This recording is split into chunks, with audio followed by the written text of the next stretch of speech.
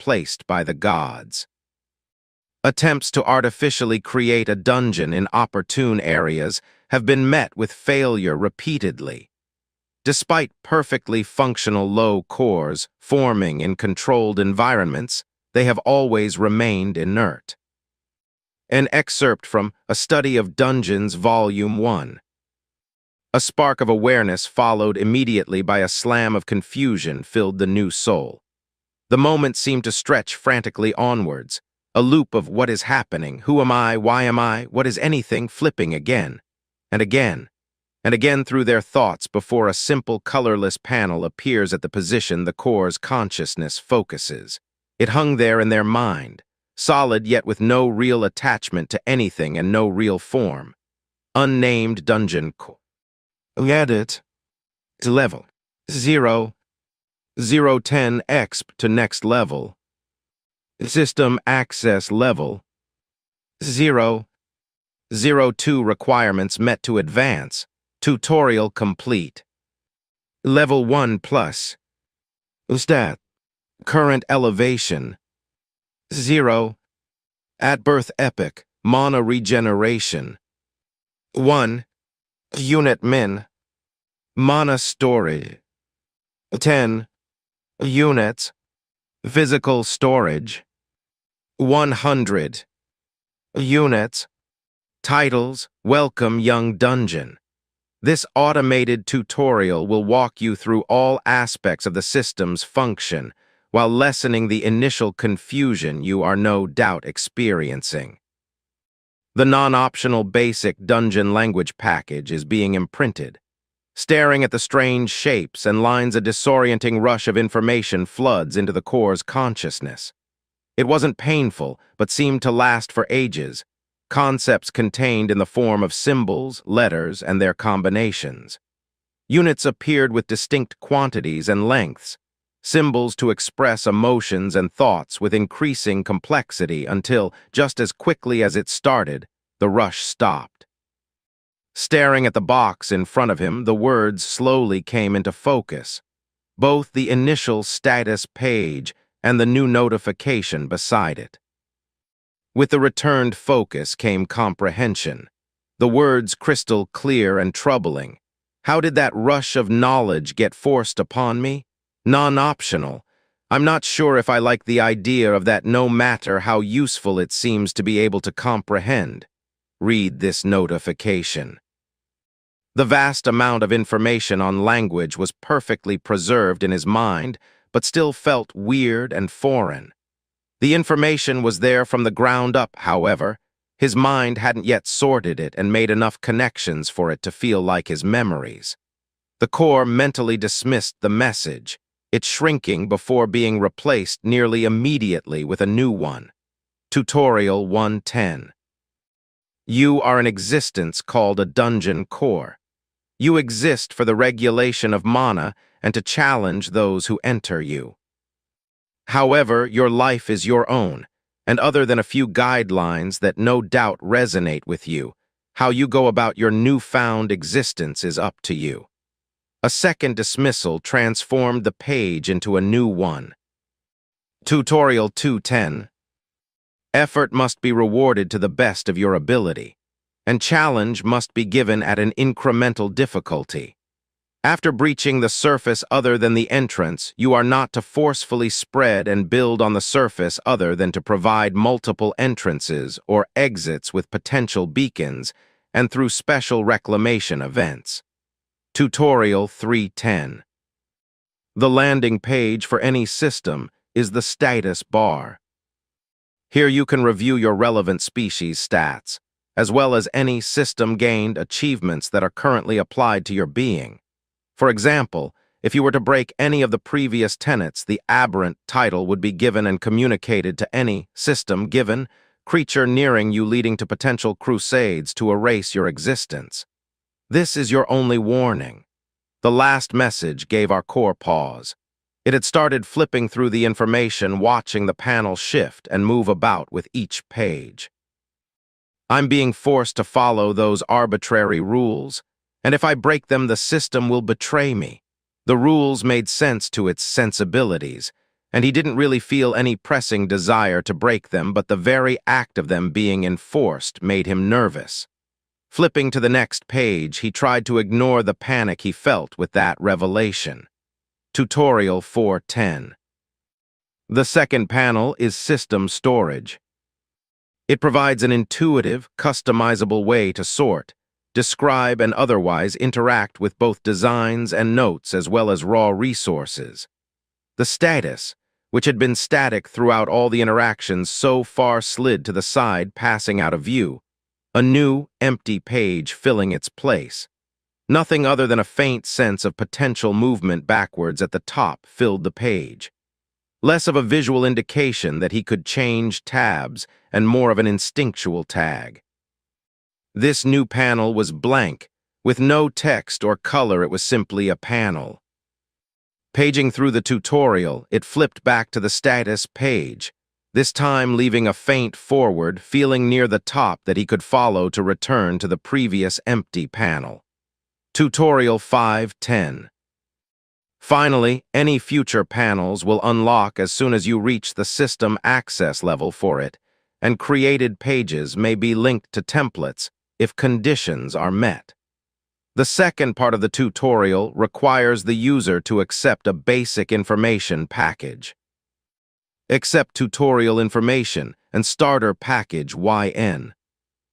A message very like the first appeared, and this time it gave him some semblance of control. This one is optional. Should I refuse it to see what happens? The only thing stopping the core was a faint fear that if he refused the new information, he would never be able to accept it. With a thought, the information was accepted. This rush was less intense, a quick flash of memory for already present instincts along with a detailed shaping of mana and material that, after imprinting into his memory, also seemed to slide into the status before settling.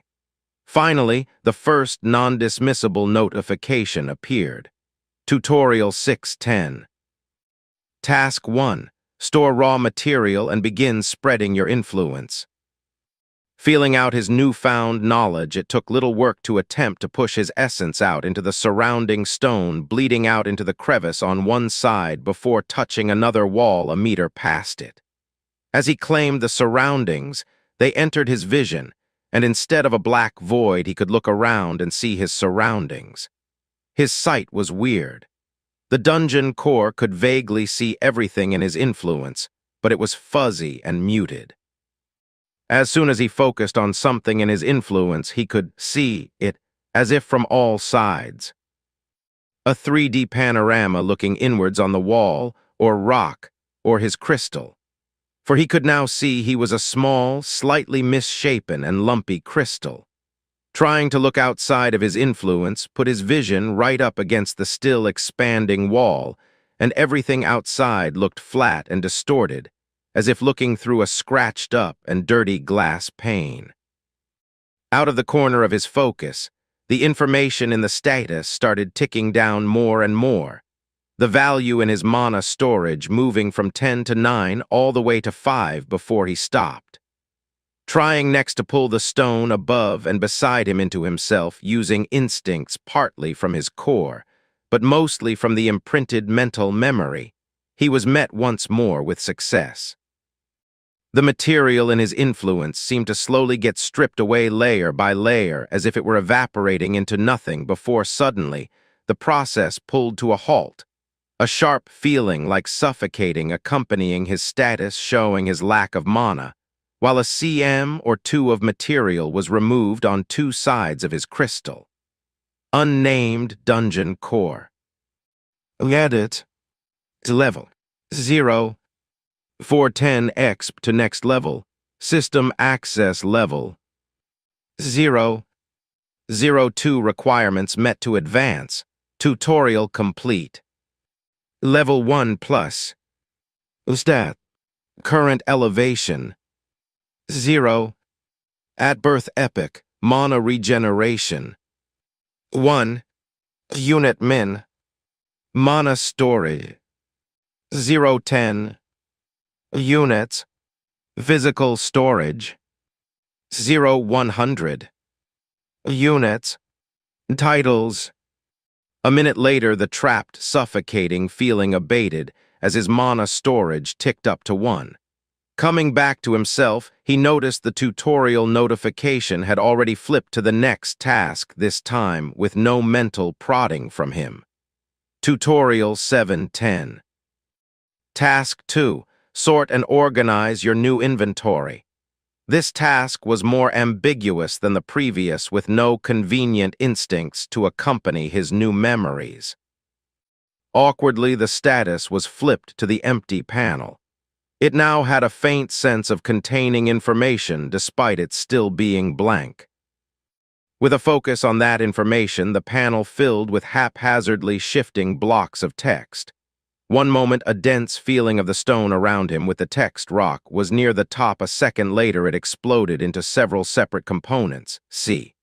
Silicon O, oxygen Phi, iron T, titanium Al, aluminum, and then as quickly as it split, it shifted again into simply solid 17.23 G. Below the rock, an even worse blend of units, shapes, ratios of elements, and mana along with directions twisted about. After letting go, the panel went back into a blank state. Trying again, this time focusing on the concept of physical storage and applying it to the panel instead of directly touching his storage. A bar slowly faded into the page. After focusing on it, the panel expanded to the whole page, once again filled with a mutating set of information on the rock he had absorbed, this time without the other shifting sets of information. Focusing only slightly this time on a concept, he froze the contents into its current form: rock, basalt, 17.23 G, then using a bit of focus, made a raw materials heading and pushed the rock into it. The more he pushed and prodded the status into giving him what he wanted, the easier it became. Looking over at the tutorial notification, he saw it was still not complete. I've already sorted out the rock. Why is it not complete? He thought before remembering the shifting mess of concepts he saw originally. That too. Backing out, he tried once again to focus on it, this time touching the information briefly and getting a concept of a monster. Pushing out a panel for monsters, he opened it and froze the concept into a name that expanded into the shape with all the steps sequentially laid out beside it. Did I receive this schematic as the starter package? Reviewing the concept, it was much easier to understand without each part constantly shifting. Slime, simplest, self-contained creature distributed with the tutorial. Step 1. Hold your influence as solid as possible in as large an area as you can imagine comfortably with the concept of stop. Not frozen. Never frozen, to reduce mana interference. Step 2. Holding a portion of mana aside, feed any gaseous element and roughly the equilibrium amount of raw mana into a sphere, keeping it as calm and springy as possible. Step 3. Slowly wrap your ball in silicon using your mana to stretch and hold it. Step 4. After wrapping multiple times, slowly decrease your influence field to regular levels and test the strength of the membrane, adding more layers if needed. Step 5. Imbue the slime with a spark of your life. As if reacting to the organized steps that were displayed, the tutorial task switched to a new page with little fanfare. Tutorial 810. Task 3. Create your first dungeon monster.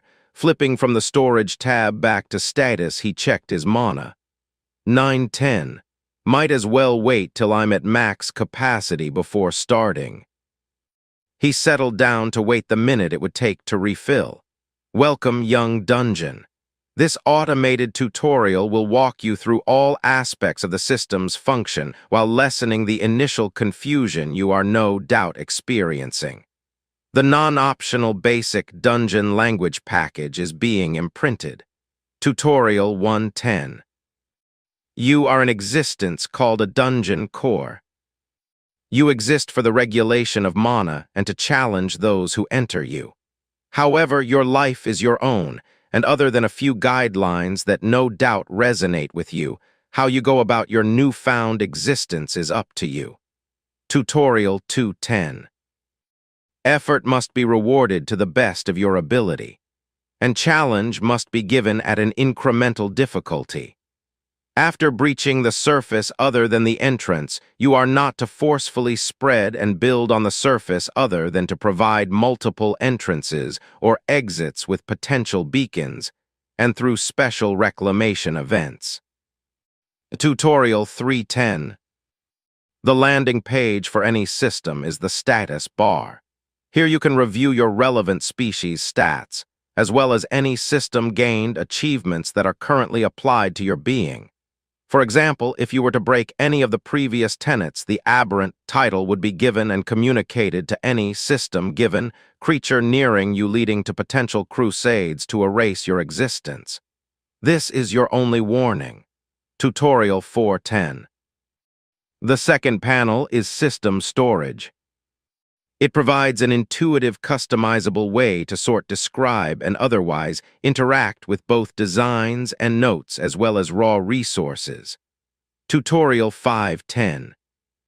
Finally, any future panels will unlock as soon as you reach the system access level for it, and created pages may be linked to templates if conditions are met. The second part of the tutorial requires the user to accept a basic information package. Accept tutorial information and starter package YN. Tutorial 610. Task 1. Store raw material and begin spreading your influence. Tutorial 710. Task 2. Sort and organize your new inventory. Tutorial 810. Task 3. Create your first dungeon monster. Slime, simplest, self-contained creature distributed with the tutorial. Step 1. Hold your influence as solid as possible in as large an area as you can imagine comfortably with the concept of stop, not frozen to reduce mana interference. Step 2. Holding a portion of mana aside, feed any gaseous element and roughly the equilibrium amount of raw mana into a sphere, keeping it as calm and springy as possible. Step 3. Slowly wrap your ball in silicone using your mana to stretch and hold it. Step 4. After wrapping multiple times, slowly decrease your influence field to regular levels and test the strength of the membrane, adding more layers if needed. Step 5. Imbue the slime with a spark of your life. Unnamed Dungeon Core Edit. Level 0010 exp to next level. System Access Level 002 requirements met to advance. Tutorial complete. Level 1 plus. Stat. Current elevation 0 at birth epic. Mana regeneration 1 unit min. Mana storage 10 units. Physical storage 100 units. Titles, I'm sorry for the inconvenience. Not disabling the background color of tables seems almost like a bug. I realize that it's slightly jarring separated, but there was too many to weave into the chapter itself. There are much fewer system prompts later in the story. Chapter 2, Candid Advice. Roughly somewhere between sea level and 100 m below ground. That's the elevation dungeon cores form at, given the proper environment. A dungeon starts its life digging upwards, slowly building rooms and levels, then waiting for them to increase in mana density before building another. As soon as a dungeon breaches the surface, they are considered an adult and can begin digging downwards slowly, periodically shifting their core to lower and lower depths. Usually this life cycle is foolproof, and even if formed under a hill or small mountain, a dungeon core can usually find the side and open an entrance in the first few months or years it takes them to mature. However, a good portion never make it.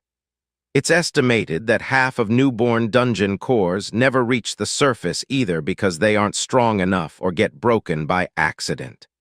An excerpt from A Study of Dungeons, Volume 1. And there, his mana was full, so he flipped back to storage, then the stored schematic. Step 1 is to create a stasis field. He began focusing on the influenced ground beside him. A short while later, the motionless corner of his crevice felt even more still and other than a faint clenching feeling as he held the space in place and frantically thought inert. Inert! Inert in the hopes that it would help. It seemed to have worked. Next step then? Gaseous element. I guess there's some air here already, he mused before starting to try and pull raw mana into a ball right beside him.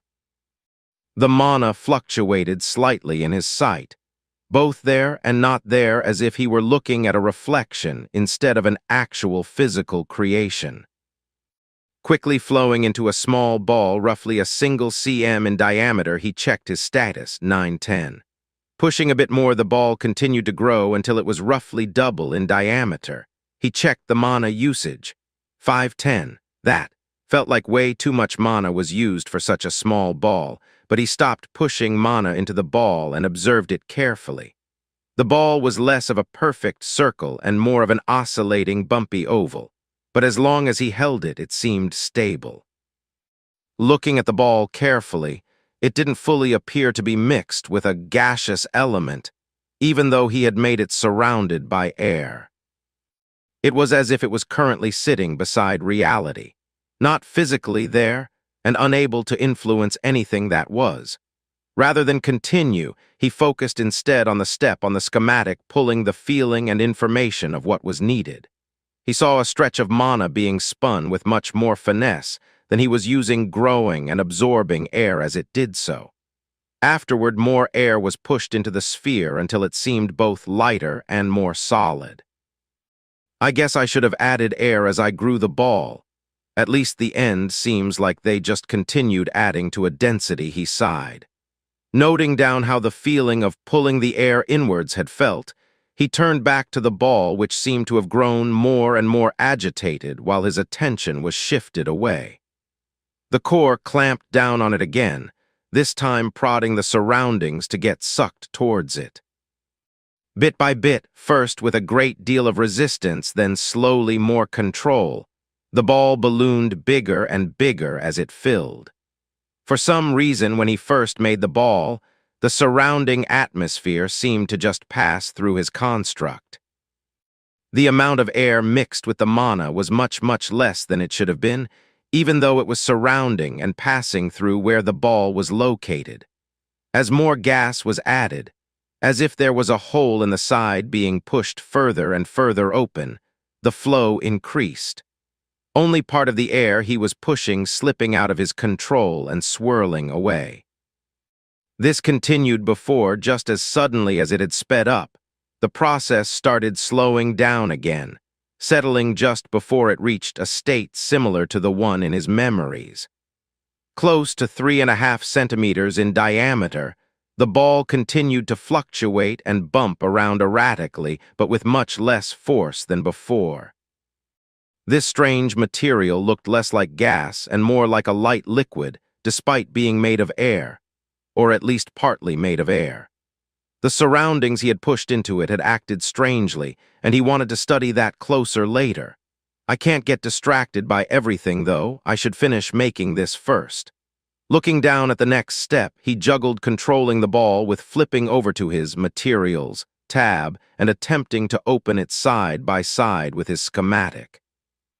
The process was less smooth than making the sections initially, the added mental strain from holding the raw mana not helping his concentration. But after the tabs resisted for a moment, both sides finally opened up side by side, the panel growing a bit on the edges to accommodate the larger setup. Remembering the expanded, detailed view of the basalt from when it was fluctuating, he focused and re-expanded it. He then grabbed some of the raw silicon element contained within and pulled, the physical component appearing shortly beside his blobby mana ball. He pulled the silicon and the mana in a strand as thin as he could imagine and began wrapping it around the ball. A clear, shiny covering slowly surrounded the core of his slime. He finally stopped this process at a point that felt right. He slowly disabled the stasis field and let his slime drop and bounce as it hit the rough ground below. The core stared at it in slight wonder, prodding and examining the slime from all angles. I made this. This is mine. It didn't feel very sturdy, but it held its form, even after picking it up and dropping it a few times. The last step in the schematic was the simplest, but also the most vague. Without fully knowing how, and zero indication from the system that he was doing anything, he broke off a small piece of himself and shoved it towards the blob. He let the sliver of his consciousness leave his own mind and become something else. A new mind separate from his own. The sliver was small enough that he didn't feel any different, but the result was immediately apparent. His slime shone brightly and wiggled before trundling over to the wall and bouncing off of it. It looked like a small pebble, close in size to the core's own crystal. It turned again and moved down the crack that was the core's domain before hitting the edge of his influence and slowing down to a crawl. A second later, with a small pop, the slime broke.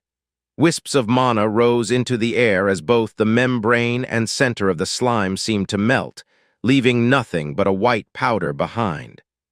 A second later, and the sliver of consciousness the core had broken off returned to him. It was accompanied by weird half-memories of having no sight or senses other than faint vibrations when he moved. These new memories felt less like something he had done, and more like the downloaded information from the tutorial. Speaking of the tutorial, he checked the box, expecting it to have changed. But as he did so, he found the most opaque and unmovable panel yet sitting right beside his status and previous tutorial window. Both the status page and the tutorial notification were slightly transparent. A clear, colorless, and slightly boring table of information besides a small rectangular box that displayed the current task. Tutorial 910. Pick initial elemental specification on level up. However, the new panel was solid and sharp, obscuring everything behind it from view. As soon as he glanced at it, all other sensations seemed to fade, and while he could turn and look back at his other two boxes, the new panel kept slowly dragging his focus back. Mana specification. Water. Fire control halved, water control doubled, air. Earth control halved. Air control doubled, fire. Water control halved, fire control doubled, earth. Air control halved, earth control doubled. Water plus fire. Opposing elements water and fire forcefully controlled. Drastically reduces air and earth element control by dividing them by 175% twice, turning them both to a paltry 33% of base control. Simultaneously, this option increases both fire and water to 175% of base control. Warning: complementary elements have a detrimental stacking effect on other sources. Air plus earth. Identical to the above option, opposing elements air and earth are increasing to 175% of base control. Water and fire are reduced to 33% of base control. Warning: complementary elements have a detrimental stacking effect on other sources. All four base elements. By focusing on the basics, you forego higher orders of mana. All four base elements in the Tier 1 category have control increased to 111% while weakness is pushed to the future. Warning: Tier 2 and above mana sources are heavily impacted. Non-elemental. A gamble towards future power. By picking this option, base rank 1 elemental mana becomes harder to use, decreasing control to 50% each, while more complex flavors of mana become easier to learn. You also get a bonus in control the further from any base element the flavor is. Warning: there is no guarantee any non-elemental mana is anywhere near as strong as base elements, or their derivatives and esoteric flavors of mana can be detrimental to core health. W. Why, I have to choose. The core stared at each option carefully. Nothing stands out. I don't like this, and I don't want to make the wrong decision and ruin the rest of my life. The core thought while hovering over each option. Does this matter? Can't I choose them all? He continued while staring at the warning besides all four of them. Mentally shaking his head, he dismissed that choice. I don't want to sacrifice the future for current power. Looking down at the non-elemental option, he thought, whoever or whatever wrote this really doesn't want me to pick it considering that warning. Actually, every choice but the basic options has a warning. Does the warning mean there's a higher risk and higher reward? Are they better somehow? I feel like it's not giving me enough information. After looking at each option again and again, waiting for a feeling of kinship to appear, waiting for one to stand out as the option that most felt like him, he felt lost. Flicking his thoughts up and down for what felt like forever, a small flash finally appeared in the corner of his vision next to the status. Title gained. Indecisive. Description. Hidden condition met by taking significantly longer than the average selection time. Duration. 5 HRS. Effects. Provides additional help and friendly edited advice from elders. A moment later, his status blurred slightly and the title appeared below his stats. When he focused back on the selection, a smaller, somehow less substantial chart matching the tutorial box floated beside it. Earth. There. Fire. Water. Sum of percentages. Water. 100%.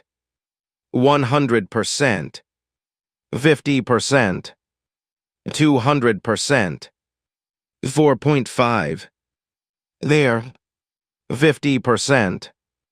200%. 100%. 100%. 4.5. Fire.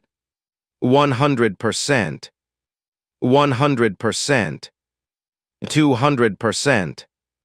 50%. 4.5. Earth. 200%. 50%. 100%. 100%. 4.5. Water plus fire. 33%. 33%. 175%. 175%. 4.153. Air plus earth. 175%. 175%. 33%. 33%. 4.153. All four base elements. 111%. 111%. 111%. 111%. 4.44. Non-elemental, 50%. 50%. 50%. 50%. 2. Notes. Hey, noob, if you're seeing this, you probably need a push. I have to say, adding this condition was hard. Without a tier, your status isn't fully formed, and it's awful trying to implement conditional magic that reaches level 0 nobodies who knows how far away. I hope you appreciate the work this took. I don't know why the gods gave options other than the first 4. They are all a trap. I filled out this chart showing the initial benefits of each choice in terms of how easy they will make your life, with a single comment. Future potential is based on effort, but making things harder for yourself doesn't always help you reach further. Training with resistance only boosts your strength if you can remove that resistance after you are done training otherwise. It just makes everything harder. Those warnings are there for a reason, and detrimental means stay away, fool, it's not worth it. Even if it let me make this message, I regret it. OG. Reading through the candid advice, seemed to pull the core out of whatever mental block was preventing it from making a decision. Agreeing somewhat with the note's message, he looked at the first 4 options, dismissing the rest. It's not like it prevents me from using that type of mana after all, just makes it slightly harder. And they do have the best benefits. Trying to look at the options from a different angle, he thought of the benefits he could think of based on the limited knowledge he had. Air seems the most useless. So I think I'm going to pick Earth. That way I don't get a penalty to either water or fire, and besides I'm surrounded by Earth. It's probably most of the surrounding mana and should be stronger. Yeah, honestly, the fact that this option doesn't give a penalty to either fire or water means I still have a lot of versatility. Satisfied with his choice, he only hesitated a second longer before grabbing the option and feeling his consciousness unfocus and dim. Chapter 3. A simple chat group. Are dungeons sapient? A favorite debate topic of old. While it is undeniable that dungeons are alive and able to design traps and puzzles, many scholars refuse to class them as little more than animals, claiming their traps are instinctual. The evidence is clearer for their intelligence if you look at the great dungeons. Dungeons that have been around for millennia show attempts at communication, with varied strange glyphs over doors and arrows pointing out complex patterns that no animal could visualize. The evidence is even more clear with system challenges and quests obtained in newer dungeons. Is it not obvious they read more like the quests given through authority skills than the dull system-wide messages? They were written and each contain a portion of personality. There is no doubt that the dungeon itself wrote said messages. Is it not obvious? Why then, with such overwhelming evidence of writing, is this still debated? An excerpt from the thesis, "Dungeons are more intelligent than many of my peers." After an unknown period of time, the core awoke, feeling more solid, his thoughts less scattered. Pulling his consciousness away from its resting place, he turned, focusing on the tutorial messages. I have to be done by now, right? He thought, staring at the final task of the tutorial. Tutorial 1010.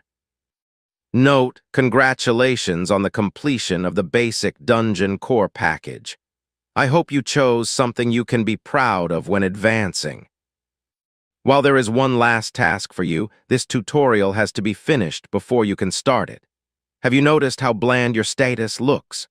The dungeon core system is highly customizable, and I strongly suggest you change the default around to something you would like to stare at more often. Move stuff around.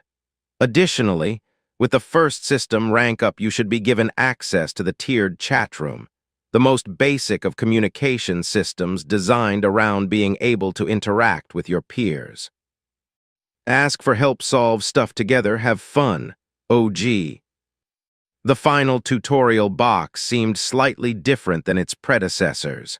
Studying it to try and figure out what was different, he noticed it seemed less formal, more friendly. Checking the corner, he also saw it looked almost like a second window was overlaid underneath this one. I guess my title added more than just advice on the rank up. As soon as he closed the tutorial box, his status ticked the requirement for system rank up and flipped sideways past his storage to a new panel that slowly formed. As it formed, the whole status felt stronger somehow, and when it finished, there was a small but strong link that didn't seem to be there before connecting his core to somewhere else. This panel was split into a section on the bottom with an empty bar that gave a sense of control. Here he could project his thoughts and send them over the link. A sliver on the side that could be pulled out showed several names. Later, 9323, Immortal Spring of Certainty, Amy, 0, Abe. Some were strong and sharp, while others had a muted and dim form. However, the busiest section of the pane was the center. Nearly constant lines popped in and pushed a reel of information up. Each line started with one of the names, and as the text reached the top of the panel, it faded back out into nothing. Abe, I'm telling you straight up. 0 pit stops. I bet I can break through the surface in 3 floors. 0, grinning face with smiling eyes. Abe won't find me wasting time digging around like a chump. I'm going straight to the surface. Unnamed core, hello. Immortal spring of certainty, well, hello, what's this? 0, why haven't you set your name? Amy, how haven't you set your name? I thought it was a requirement to advance. Abe, I'll name you. Listen, from now on your name is Abe's little bro, write that down. 0, grinning face with smiling eyes. Amy, you'll scare him off this chat for life, Abe. Just pick something, it doesn't matter. You can always change it later, but you can't go around as unnamed forever. That felt slightly weird to the core. Your name is how people recognize you. You shouldn't change it on a whim. After his recent specialization in Earth, the core really did not feel like flitting around on whims. Straightforward and honest. That's how the core's sentimentalities felt as his rank-up made him feel more mature, more adult. A small part of him wondered how much his personality was shaped by his choice, and if it was similar to mind control, but the feeling died slowly. He felt more like his current mindset was who he was meant to be and his newborn personality was someone else, rather than his current thoughts being pushed into thinking this way. Immortal spring of certainty. What about abyssal shadow of the darkest night? As soon as you figure it out, you can unlock darkness mana and run with it. Just spend the time theming up your whole dungeon, you would be so cool. You simply must try it. 9323, all right, I'm bored. There's only so much digging I can handle before I want to crack my core and escape this hellhole of a life. What are you guys talking about? 0, newbie. 9323, really? All right, where you at? What's your name? Unnamed core, I'm not sure yet. 9323, oh mister, I'm not sure about anything. Stop stealing my personality, I'm the only unsurist allowed in this chat. Abe, shut up, 9 unsurist isn't a word and you know it. Don't bully newbies, he's obviously a bit slow as he hasn't set his name yet, but that's no reason to not become his friend. 9323, do not shorten my noble name, little Ob. Abe, this is the 4th time you've changed your name today. Noble it is anything but. 9324, oh, does it bother you when I do this? 93, the meaning in my name is astound, I assure you.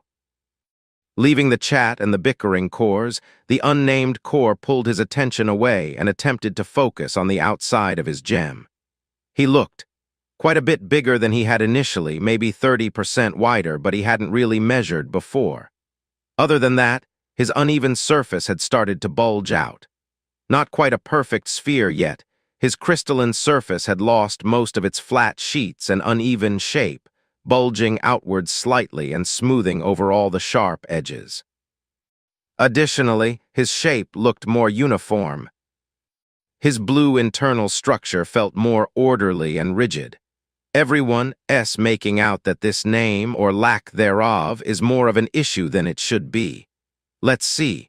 I'm a dungeon core and I picked an earth element. How about earthen core? He pondered a bit, then tossed the idea. I don't know how many dungeon cores pick earth, but it still feels generic. I want something functional. Changing often would be annoying. He was becoming increasingly more aware that he was spending too much time picking. They really are going to think I'm slow. Glancing around, he grasped at concepts. Basalt, rock, small cave, fine, maybe I am being indecisive. He focused on the burning edit button and quickly dumped his new name into the panel. Indecisive earth. Can't say it's the best, but it's a lot better than any of the recommendations I was given, he thought while confirming it. While he was here, he looked around for a customization option for a minute before he tried willing the status to change colors to something nicer to look at. Slowly, color bled into his status, a shade of deep blue covering the panel. Focusing on the shade, he tinted it back and forth until he found a color that looked and felt nice. Then, focusing on the transparency, he changed it to a slightly more muted feeling, the panel blurring the background slightly behind it. Satisfied with his changes, he checked everything briefly to notice several stats had changed, and vowing to come back to really pore over them, he switched back to the chat panel. Indecisive Earth. Level 1022 exp to next level. System access level 102 requirements met to advance, plus floors. Level 9 plus. Stat. Current elevation 0 at birth epic. Mana regeneration 1.1 unit min. Mana storage 0 units. Physical storage 20 units. Titles. Indecisive Earth Mana Specialization.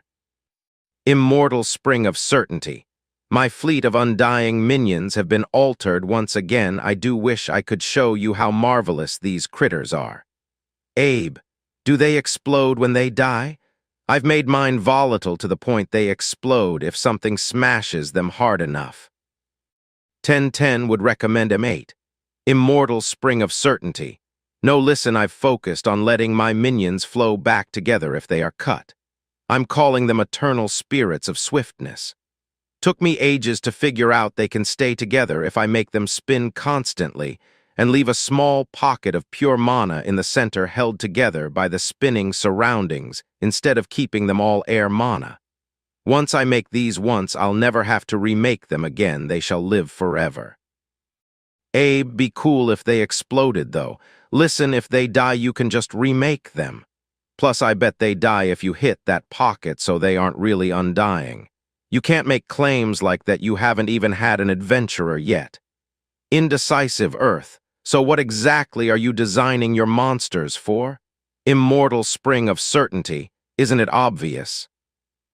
They are my undying legion. Once I get some adventurers in me, they shall spread my name far and wide as a dungeon of impossible obstacles. Abe, hey, you chose a name. Not quite as good as Abe's little bro, but I like it. Swall. Amy, do you need help designing your dungeon? I've been here for the longest and have some tips I've picked up from some dungeons that have moved on. You can ask me for help if you ever get stuck. Abe, what's there to teach? Eat all the stone around you until you get a space large enough to shove a few exploding slugs and wait till the mana level rises. Play around with your free mana, then dig upwards and repeat. 0, backhand index pointing up. 9 lives, we don't all just make a big empty cave. What if Indecisive Earth wants to put more than a smidgen of thought into it? Immortal Spring of Certainty, as tall as possible. That's the way, make several shafts and pocket them with interconnecting holes. I'll walk you through the process to make my spirits and you can fill the shafts with them. Indecisive Earth, I actually picked Earth as my specialization. Air S going to be difficult.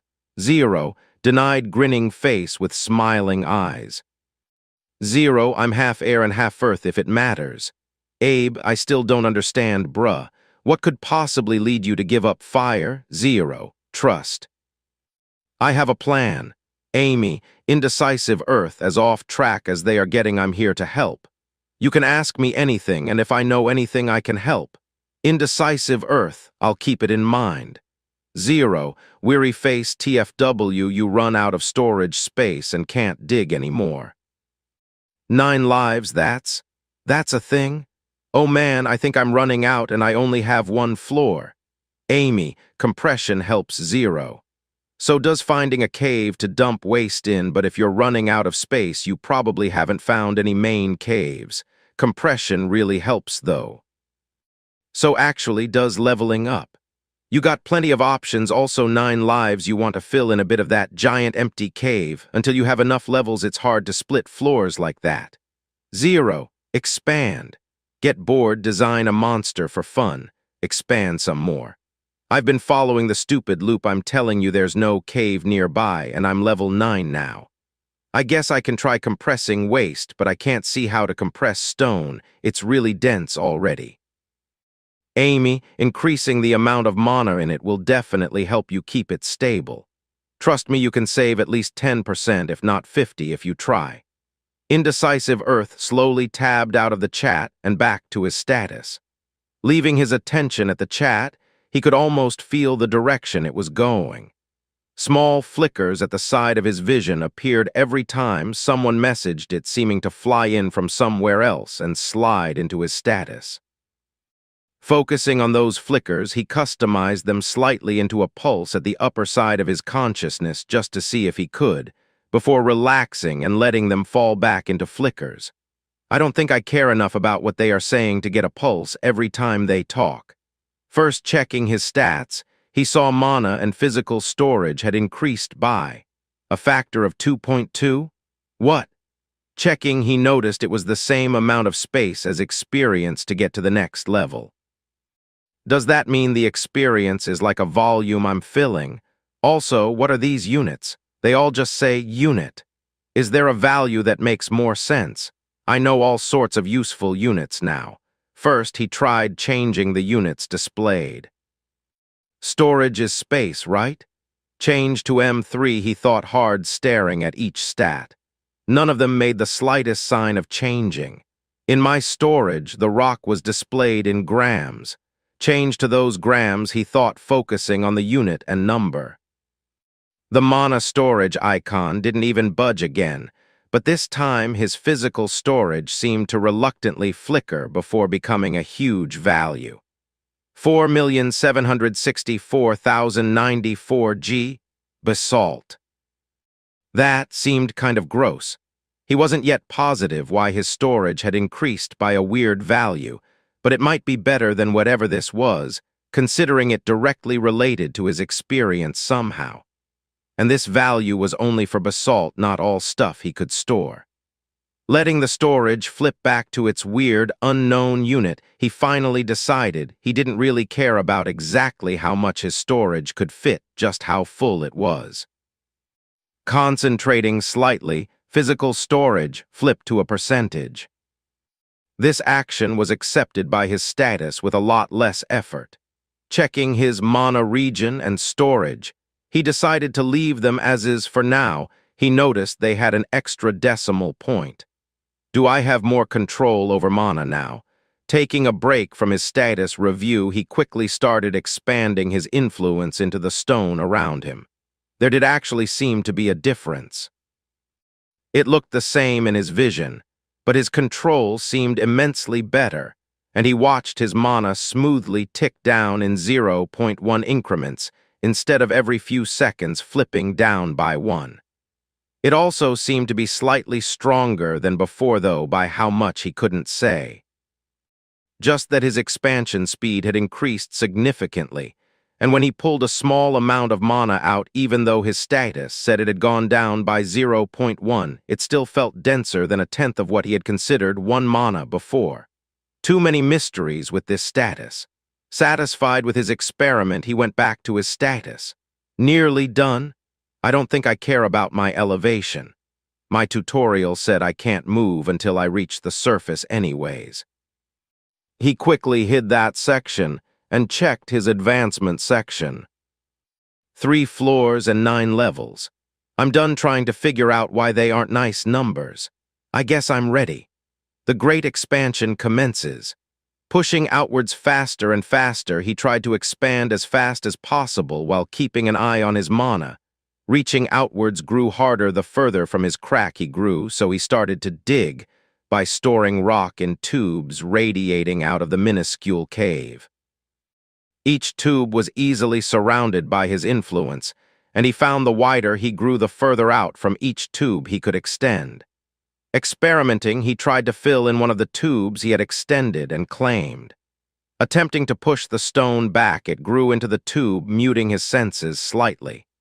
His influence was still saturating the stone where he had advanced, but it felt dimmer and less responsive, as if his sight took a second longer to peer at the end of it. Next, he tried to dig at the furthest reaches of his influence, instead of starting at the already open cavern, and it grew. Slowly. So slowly and with such a delay before it started that it would have been faster just to expand all the way to that point all over again. Next, he tried to pull his influence back. Not that there was a specific reason not to expand just to see if he could, but he wanted to cover all his bases. Pulling his influence back felt weird. Kind of like purposefully cutting off a limb, the rock disappeared from his sight with a strong sense of loss, and after proving that he could, indecisive Earth immediately stopped. Not doing that anymore if I can help it. He dug mindlessly for a bit, stopping every few minutes to wait for his mana to regenerate and then continuing. As he stopped for the fourth time, he noticed that his regeneration had increased by a small amount again. He had also gained several experience points, and his temporary title had also disappeared. Indecisive Earth. Level 1322 exp to next level. System access level 102 requirements met to advance. Plus floors. Level 9 plus. Stat. Mana regeneration 1.2 unit. Mana storage 22 units.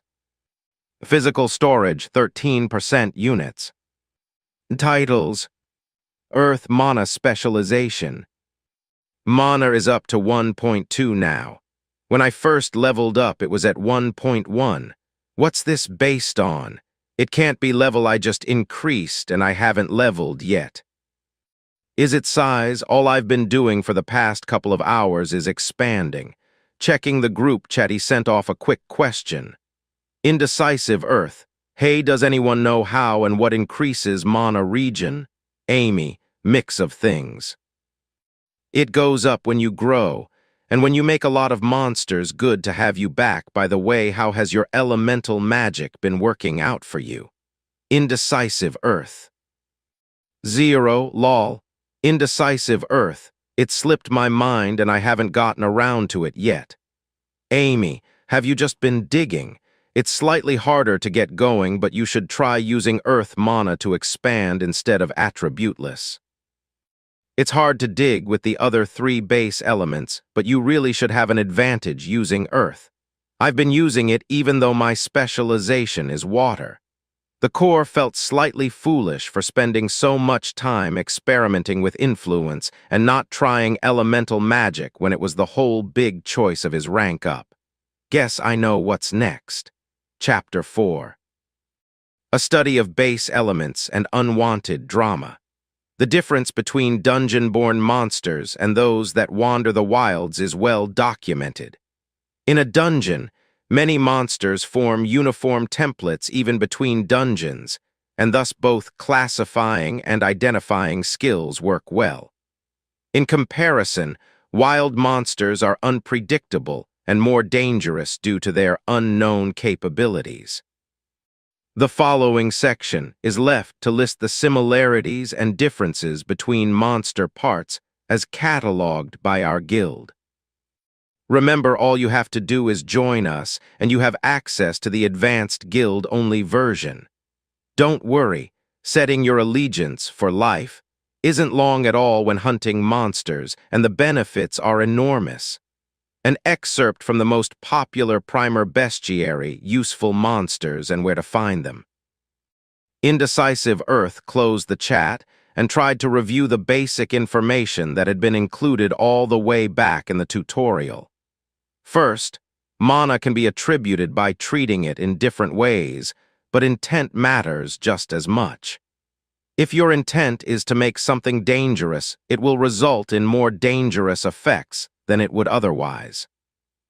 If you were cold and used fire mana inside your body with the intent to warm yourself, it would be regulated somewhat by your purpose of providing warmth, thus not burning you as it could, and should without that purpose smoothing things over. Second, most living creatures used mana differently, but each had some form of converting their attributeless personal mana into an external, much stronger and stable attributed form. Apparently, attributeless mana was hard to use for nearly every living race. Something about it turning into random attributes when pulled out of the body if people didn't focus hard enough. Dungeon cores didn't seem to have this problem, at least in their influence. Conversely, the concept of a spell, binding mana to a purpose, and releasing it to fulfill that function outside of one's body, was both less useful and harder to grasp for dungeon cores. Maybe because the area in our influence is our bodies, and cutting off control to let it work as a spell is unintuitive. Either way, indecisive Earth focused on drawing some mana into an area in the center of his room. Looking around for inspiration, he vaguely knew what it should look like, but the concept in his memories was flat and static. Theoretical instead of practical, it kind of left the actual conversion as an exercise to the reader, as it were. Pulling his attention over to the wall by his core, he focused his sight as much as he could. Harder and harder he focused until the rock seemed to collapse behind his scrutiny. There was more to the dull-looking rock wall than he first noticed, with minuscule faint sparks and flickers of red fire, mana flowing along the grains. Even less often, sluggish swirls and darker drops of water. "I think that's water," mana moved past. Additionally, the whole stone was covered in sharp lines of gray and brown. They made up less than a fraction of a percent of the total area, but they were absolutely everywhere in the rock. They didn't move around as the other types did, instead seeming to be bound intrinsically to the rock in a much more fundamental way than the other types. There were so many types of mana he wondered why he hadn't noticed them until now. When he was actively focusing and using his own mana, it blazed and filled an area where he directed it even without concentrating. In comparison, the background mana took more effort to see and gave off a different feeling. Turning to the center of the room, he focused on the look of what he had guessed the earth mana was. Instead of a misty clear blob, the mana should have flat slices intersecting. Pushing and kneading the mana, it quickly shifted in color, appearing more and more solid. Seeming to fall into place, it quickly matched what he saw it should look like as soon as he gave it a slight push in the direction he wanted. Not exactly the same as the environmental mana, his new construct was closer to his attributeless mana. Instead of crisscrossing lines, this attempt at recreating the mana was a uniform gray-brown. More like attributeless mana with an earth flavor than a complete match for the environmental stuff. Next, shifting focus to the nearest wall, he pulled a chunk off his new source of mana and tried to feed it into his expansion. It took some blind fumbling around to figure it out at first, but he managed to start the process. By default, expansion seemed to be just him pushing instinctively outwards, and it was only the comment about using attributed mana in his chat group that led him to try and do more. By default, his pushing was actually almost vibrating the edge of his influence, with several small pulses of attributeless mana appearing and passing through the boundary of his domain, pushing it outwards slightly more and more with each pulse. Focusing and trying to manually do the same was similar to how a flesh and blood creature might feel when having to manually breathe or blink. The speed at which the waves appeared and pulsed seemed to be near the upper limit of his concentration. Trying to allow more time for waves to appear and crash through the barrier slowed down expansion, and trying to pulse faster just made the waves break apart into uneven, lumpy sheets that pushed random bumps out into the earth instead of a smooth wall of influence. What he was already doing instinctually was already optimal for attributeless mana. Focusing deeper in on the creation of pulses, he willed them to gain the feeling and strength of earth. This process was not nearly as simple as it sounded. By default, he was creating faint pulses a few cm away from the membrane that was the edge of his domain, and while creating a pulse further back, so that it had enough time to shift to earth mana before hitting the membrane was easy enough to do. Trying to transition to expanding as instinctively as he had been was hard, nearly impossible at this stage. It was only his specialization just barely gave him the boost that made this possible. That being said, while the result he wanted to achieve was difficult, the change was incredibly apparent. Instead of a slight growing that would only extend a bit out from his tunnel, each wave was a flat sheet that visibly dragged his influence outwards when it hit. A side effect of this method of expansion was that the smooth, round extensions were replaced with sharp corners and flat faces.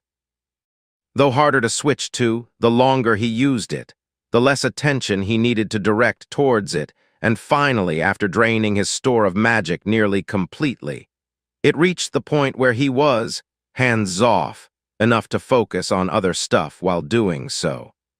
Switching to his chat while waiting for his mana to refill, he sent a quick message directed at Amy. Indecisive Earth. Hey Amy, that was some solid advice. It was really hard to set up instinctively, but I finally got it going. Amy, wait, what do you mean by setting it up instinctively? I've been using this method for weeks, and I have to focus the entire time. It's a pain, but still faster. 0. Earth Affinity Victory. I told you I don't need to focus much on it, and I don't even have as strong of control as someone doubling down. Hey, don't worry, I figured out I can use air mana to do a similar thing in empty spaces, and filled a whole cave system I broke into in no time at all. Really, earth and air is the best combination, you guys. A dungeon is nothing but air surrounded by earth. Abe, and explosions, checkmate bitch. Fire is the best. 0, damn it, we've talked about this. Indecisive Earth. I've been meaning to ask, how are you making explosions? I thought fire burned stuff. Abe, finally a true comrade. Okay, so first you gotta make a shell out of anything you have on hand. Then pack mana into it and push it tight before the mana begins to expand so that if the shell breaks it really packs a punch. Fire's the best to pack in, obviously, and you really want to have it burst. Indecisive Earth, why would it explode? Abe, forgot you were a newbie. Time for lessons with Abe, the smart and knowledgeable elder. 0, smart, expressionless face. Abe, listen, mana creates matter. Using magic generates stuff from nothing. Earth creates earth, air creates air. When you initially create something out of mana and attach it to something, it will create matter, and then once your control is complete and whatever you create collapses, it will release that extra matter into the surroundings. Tease why packing it into a space gives a nice punch when it is punctured. Indecisive Earth. I guess that makes sense. I haven't really noticed it much, but if you say that's what's happening, I guess it makes sense. Amy, honestly, we don't really know a lot about mana. I think once we advance and can talk to older cores, they might be able to fill in some questions we have. As far as we know, we can change unattributed mana to attributed mana, and doing so makes it stronger. Also, if we want mana to persist for a while, when making a monster or material, for instance, we can only mix mana with a single element doing, so anchors it to the world for a while. Trying to force it into a combination splits the elements. Feel free to try, but we haven't managed it yet. Oh, and also PSA, this is important. Amy, if you use a lot of mana in a single area, it starts to increase the density of the natural mana in that area.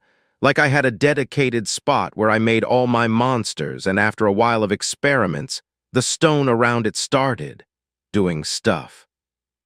IDK, it was dripping weird and matching some of the monsters I was making, and it was only after I focused that I realized the mana was much higher. I also couldn't figure out how to lower the density, just move it around, so now I have a lil empty cave full of gooey stone until I figure out what to do with it. 0, test brain exploding. Abe, what does that even mean? Amy, 0, did you try any of my suggestions to save space? 0, Person shrugging, I compressed a bunch of my storage onto my walls using sheets of different elements and earth mana so I got some wriggle room. I'm nearly at the 3-floor goal. Soon you'll be free of me eyes. Samey, wonderful. I can finish my last floor at any point. I'm just waiting for the newest cores, Abe and Indecisive Earth, to settle in before moving on. Indecisive Earth, Abe's new too? Abe, now I'm your big bro. I have plenty more experience than you, and don't you forget it. Amy, Abe is 2 days older than you as far as I can tell. Myself, 0 and 9 are around 3 weeks older than you. Hopefully, I can pass on as much information before we advance and give the mantle of mentor onto you, Indecisive Earth. Okay, technically later has been around longer than me. I think he was part of the previous batch, but we don't talk about later, and I can't tell if he's close to advancing yet or not. Abe, you mean pass the mantle of eldest onto me? Duh.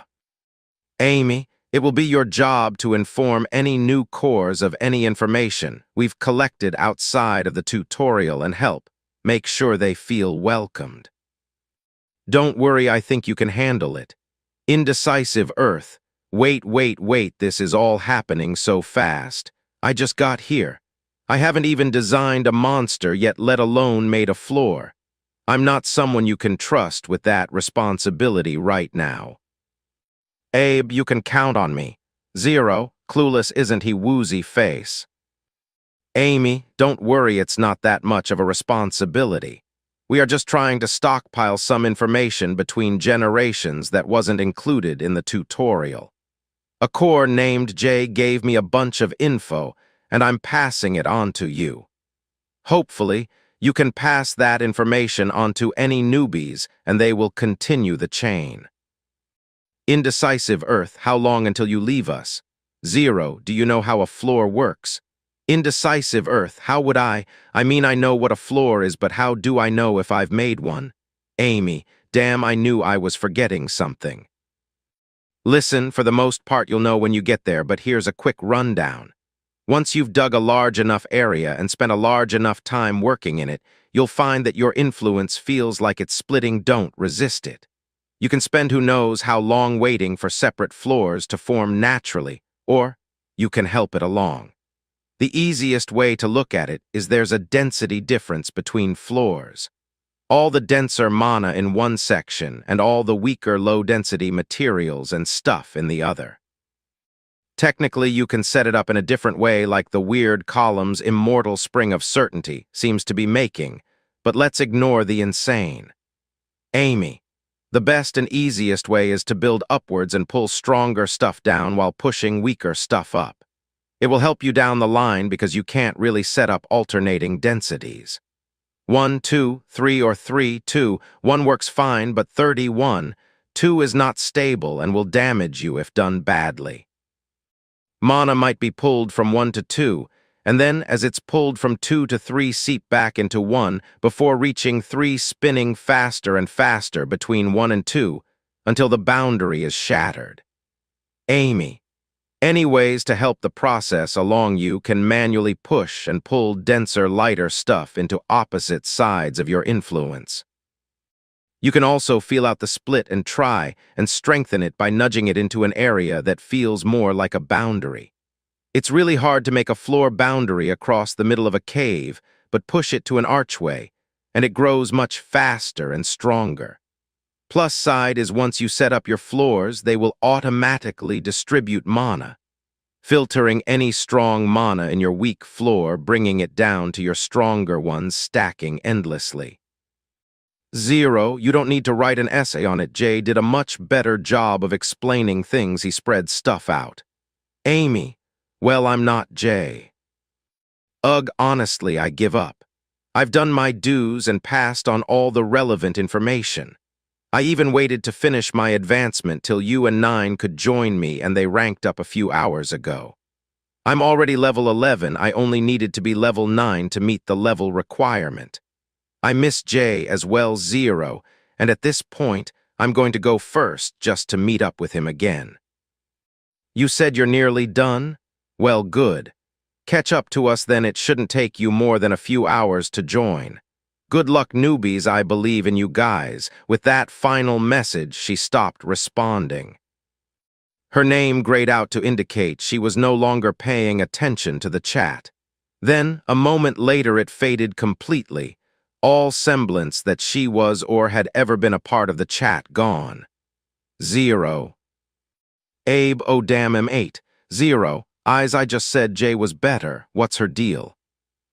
Abe, I just blew up the wall to speed up digging. W. High did our ox fly everywhere. Indecisive Earth. Honestly, you could have put a bit more tact into it. She said she told us everything she needed to, but I'm sure I could have found more questions to ask before she left. Immortal spring of certainty. Oh, marvelous, simply marvelous. That catty little core is gone. She was always thinking she's better than us and not truly understanding the demons that dwell within us mortal shells. Ah, yes. Freedom. Indecisive Earth pulled back from the chat, making a point to close it instead of just turn away and ignore it. He felt weird that drama had appeared in the group. He was nearly a day old and already people were leaving. Indecisive Earth wasn't fully invested in the group and didn't yet have any strong opinions on any of the cores previously. But he was curious about everything, and Amy had responded the most to his questions, so her leaving had given him a sense of loss. Conversely, as 0 was the one who had driven her away, he felt slightly annoyed by his continued presence in the chat. He's leaving soon anyways. I'll experiment until he's gone. Chats for help and friendly advice, not whatever that is. Chapter 5. On trying to make a monster. Posting his stored materials. Once this is the last time the periodic elements he's storing will be directly shown as starting next chapter. I will only be showing the results magical materials made out of the base periodic magic elements. Also, I'm not trying to figure out actual heat release, density, increased whatever of each combination due to poll results. Just stating there is a difference, and which one he has worked best, then moving on, enjoy. When categorizing monster flesh, great care must be taken to separate dungeon and wild monsters. Wild monsters mutated from animals, and thus depending on how old they are, portions of the majority of the parts are fleshy and organic. They also always keep some semblance of natural design, most keeping eyes and ears and mouths, for example. Dungeon monsters, however, are created through some unknown processes and often don't have recognizable parts. We can't explain how some of them move, for example, simply that massive amounts of mana are in play in ways we don't quite understand. For more tips and tricks, join our guild. We offer free hands-on skilled training as well as providing cheap life insurance to all our members. An excerpt from the most popular primer bestiary, useful monsters, and where to find them. Indecisive Earth tried to change the storage of materials, similar to how he had been shown he could change the expansion. However, even when studying the process as hard as he could, there was simply a wall, and then the wall was less. He had spent nearly an hour now trying to see if he could influence the process, but was going to call it quits now. It remained an incomprehensible magic aspect of himself. Sighing as he gave up, he finally decided to play around with monsters. He already had plenty of information from what other cores had done, but he also wanted to experience them himself. First, smoothing out the rough cracks and random chunks he had dug out into a wider room, the walls peeling back nearly a meter in all directions, he focused on the only schematic he had, that of the tutorial slime. The other core's monsters seemed to be made primarily using attributed mana, so he decided to see how the different attributes would affect the basic template. Holding a corner of the room firm in his attention, he started focusing first on Earth. He tried making a swirling center of Earth mana and pulled air into it. A thick gray ball started to form, much less gelatinous looking than the raw version had been. The air seemed to twist as it grew. Rather than something made out of air, it seemed like a light sheen of tinted glass. Moving on to the next step, he started mixing silicon and earth mana while wrapping the center.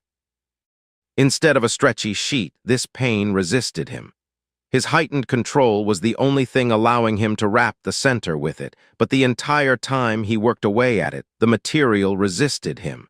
It felt like he was going about it wrong, but he ignored that voice in his head in favor of finishing what he had started. Finally, a silvery gray ball floated in the air. Dropping it, a crack sounded out, as if the entire center had shattered into dust. The outside shell mostly held, but without the rubbery consistency his original slime had, the fall was much more violent sounding. He tried adding a spark of life to the ball, but after it entered the broken husk of a monster, it just sat there and didn't make a single movement. Waiting with no reaction to his scrutiny, he let his mana pool regenerate back to full, and then tried again, first finding himself crushing the failed attempt and letting the spark flow back. This time, a suffocating memory of being frozen was all that was contained within. Next, he tried the same combination with fire. Focusing on the flickers of mana he had noticed in the surrounding rock, a raging spark of light and energy quickly filled the space. The flames shot out continuously and would barely listen to indecisive Earth's attempt at holding them in place. This shell formed easily enough but felt unstable as he wrapped it around the center. Trying to make up for it by continuously wrapping the slime with more and more of a skin, the flaming ball was finally made. Dropping it caused a wave of heat to rush out and a spurt of fire to fly out the top. This time, after adding a spark, the mass surged into motion, leaving a charred line of ash behind it. Slightly disappointed his Earth version hadn't worked despite it being his main specialization, he moved on to water. Water took more time for him to figure out. There weren't as many natural sources of it around him, so he didn't have as good an example to follow. But focusing on the way the ball sloshed around and consulting his flat and simplified memories, he finally made the shift. The middle portion formed much the same as the original slime, but with each section constantly changing and shifting. Pulling a skin around the ball and dropping it made the whole thing stretch out into a pancake before slowly filling back up to its full height. With a spark, the water slime quivered before gliding across the ground faster than any version he had made so far. It quickly encountered the flaming slime and attacked before indecisive Earth could do anything about it. The two slimes ripped into each other, a second later splitting apart into a dense cloud of steam that rose and filled his entire cave. This mist gave the whole room a damp feeling and beads of droplets dripped down the walls, giving the floor a glossy look as soon as the cloud had cleared. The last attempt he had was air, apprehensively attempting to form the core in a similar manner to the streams of mana that curled around in the air. He strained. This was the first time shifting an element had been actually hard. Up until now, the action had felt natural. He just had not known how it worked. Now he had some practice changing mana into a bunch of different forms and a clear picture of what he wanted, but actually trying to get the mana to form took every bit of his attention. Slowly, painfully slowly, a spinning ball of slightly more opaque air formed. After it had finally reached a similar size to his previous slimes, he tried to mix the silicon and air mana for a shell. But they just wouldn't mesh no matter how he pushed and shoved the two. Trying next to mix air with different elements, he found he could get wisps to form easily enough from several of the lighter ones, but none that would form a solid skin. Not wanting to let go of his ball of air without making a monster, indecisive Earth switched tactics. He hadn't been able to get the Earth-silicon combination to act much like a rubber, so why not just focus on making a shell? Flicking through the elements he had gathered, he pulled out a stream of titanium, mixing it with the Earth mana. The mana eagerly entered the metal, and while the process made his sheet firmer, the end result still bent to his whims. Instead of wrapping layer after layer, he simply thickened the sheet while pulling it around his ball. A silvery gray sphere formed as he smoothed over all the wrinkles he made while bending it. Dropping the ball, it seemed to float down before resting on the ground. The next action was to give it life. He held his metaphorical breath while sending a spark into the ball. Nothing seemed to happen for a moment until the whole sphere started to rotate slightly. Faster and faster until the ball was a blur, the spinning menace started bouncing around in a chaotic manner. After hitting a sharp stone, it rocketed towards where the core's crystal stood, smashing into the wall beside it, letting vibrations travel to the core and rocking it slightly before careening off back into the center of the room. That was dangerous. I don't think I'm going to ever experiment this close to my core anymore, indecisive Earth thought, a very real sense of panic entering his thoughts as he realized just how close to death he had just gotten. Reaching out, he tried to still the ball and push it away. But the sphere was spinning and jumping around too fast to get a grip on it, and after he had given life to the sphere, he couldn't seem to affect its material enough to break it apart. Unable to form a wall between his fragile core and the wall, and growing more and more panicked that the next random skid would end his short existence, he turned to the roof. I have to kill it soon. I can't let it continue like this so close to my core. Digging away a few cm into the stone in a crisscrossing manner, he loosened the roof enough to drop a slate down onto the ball. A crash sounded out as the slab fell and broke apart, but a random skid had sent the ball further back into the crack, and it was still dangerously skidding around. Trying to remain calm, he tried again, picking a bigger slab to cut, leaving enough of a sliver behind it that he could release the slab at a moment's notice. Timing it, he suddenly slashed out, digging as quickly as he could and dropping the impromptu weapon. A second crash along with a grinding noise and a cloud of dust billowed out before he felt his spark return. Taking a moment to calm down and let his mana recharge up to full, he slowly ate the 2 sheets of stone before staring down at the flattened metal ball. The metal had grown stronger than it had any right to be with how thin it was, but other than that it looked mundane. It was only by focusing that he saw the whole thing was completely filled with strips of metallic gray lines. Trying to absorb the metal, he was met with a strange resistance, and the process took more effort than it should have. Bits of mana that were heavily bound into the metal were slowly peeled away. Each strip that was removed fell into the stone ground, and rather than dissipating, left streaks of metallic shine in the stone as it sunk into the rock and bound to it. Trying to pull the mana out of the metal was met with similar resistance, and finally, he gave up and pushed it over to a corner of the room where it stuck into the wall and he could safely ignore it. It's too much to bother. I'll try and figure out something to do with it later. Before anything else, he worked on creating a second room, expanding one of his shafts out larger and larger, resting while his mana regenerated, then pushing out once more. He continued to set up this new experimentation room. I need to figure out how the different elements I have react to mana. I need to be able to predict stuff so I don't have another accident. That was too close, much too close. He shuddered while expanding furiously a specific goal in mind for this room. Once he got the room large enough, he took a look at his inventory, which was currently split between basalt and waste. Realizing he was never really using the rock as rock, and all his experiments had been breaking it into parts, he took a closer look. Checking the waste confirmed this. It was a mess of all the elements that had made up basalt other than silicon. Keeping in mind that mana only liked to bond to a single element at a time, he split his inventory to display all his physical elements separate. Trying to figure out how to classify them, he finally settled for 3 initial categories: his metals, gases, and other.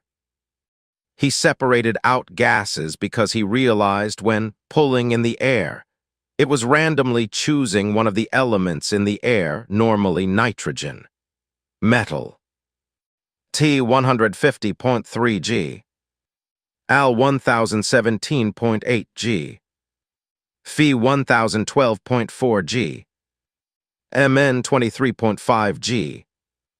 Gas at room temp. O 5419.2 G. Other. C 1932.2 G. Mg 512.5 G. Ca 783.5 G. Na 222.3 G. K 84.2 G. P 5.8 G. Staring at it a bit longer, he decided he didn't much care for the short forms of the elements, so he focused on changing their names. He also rearranged the categories slightly to save space, ending up with the following storage. Metals Other. Titanium 150.3 G. Silicon 1932.2 G. Aluminum 1017.8 G. Magnesium 512.5 G. Iron 1012.4 G. Calcium 783.5 G. Manganese 23.5 G. Sodium 222.3 G. Gas at room temp potassium 84.2 G.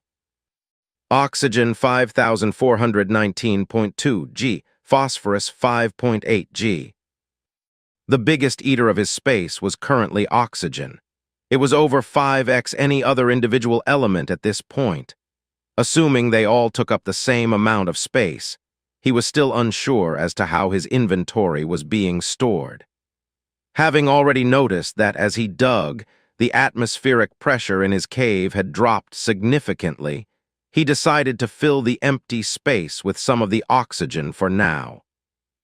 Pulling it out of his inventory, he could feel that even though he had organized his inventory based on pure base elements, it had still been bound as basalt until he started pulling it out. As the pressure rose, a sense of relief filled the core. An invisible weight he hadn't known he had been carrying lifted, as the pressure replaced the subconscious action he had been taking to hold the walls in place. That felt so much better. Is this something every core finds out? Why didn't Amy mention it? Confused, he checked the chat. Indecisive Earth. Hey, how has everyone been filling their dug areas with gas? 0. Oh, have you started feeling the pressure already? Throw some air mana at the problem until it goes away. Al, we have to fill the cave. Indecisive Earth. I've been replacing mine with oxygen to replace some space in my inventory thoughts. 0. I guess that could work. Damn, my inventory is full of the stuff, and I haven't even been mixing it that densely with air mana considering how easy it is to make. That might have helped me dig a bit further, but it's too late now. Ah well, I'm finally finishing my 3rd floor, but I'll keep it in mind for the future. Indecisive Earth. Good luck. Meh 0 was still here. Indecisive Earth was less annoyed with him after a few hours had passed, and he knew he was leaving. He switched back to his inventory, proud he had figured something out. I feel different. Has anything changed? Checking his status, he realized he was already at level 2. When did that happen? I didn't feel the change itself, just noticed it later.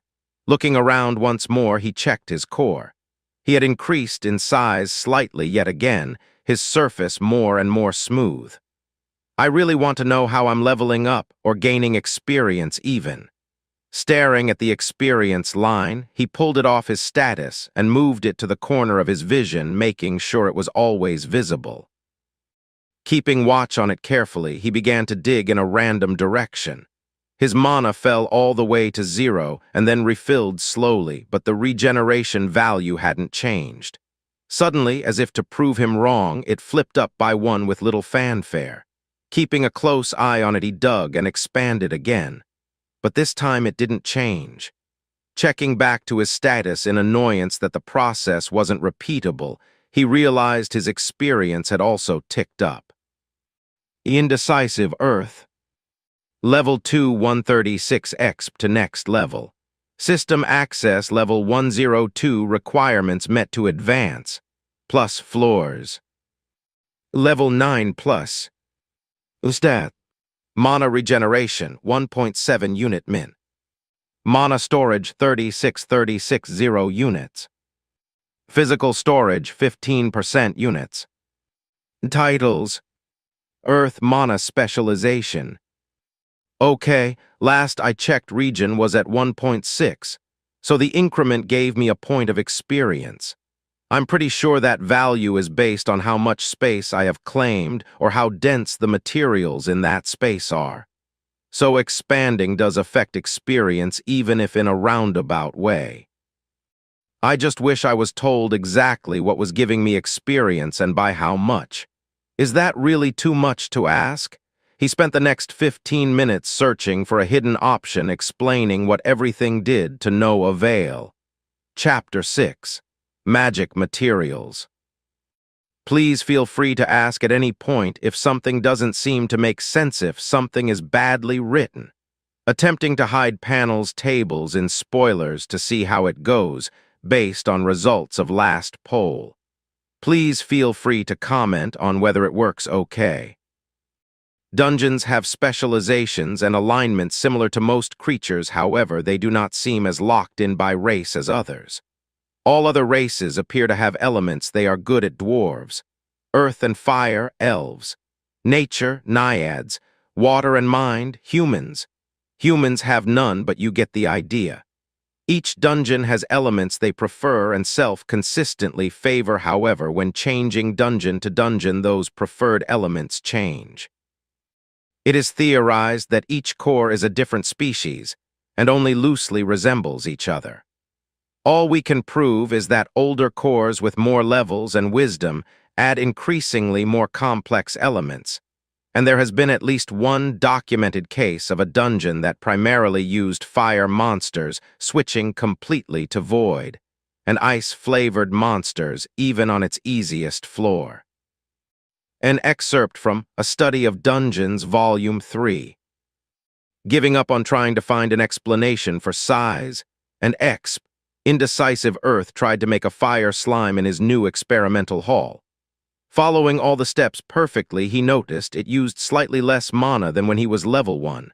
Watching his experience bar carefully, nothing happened.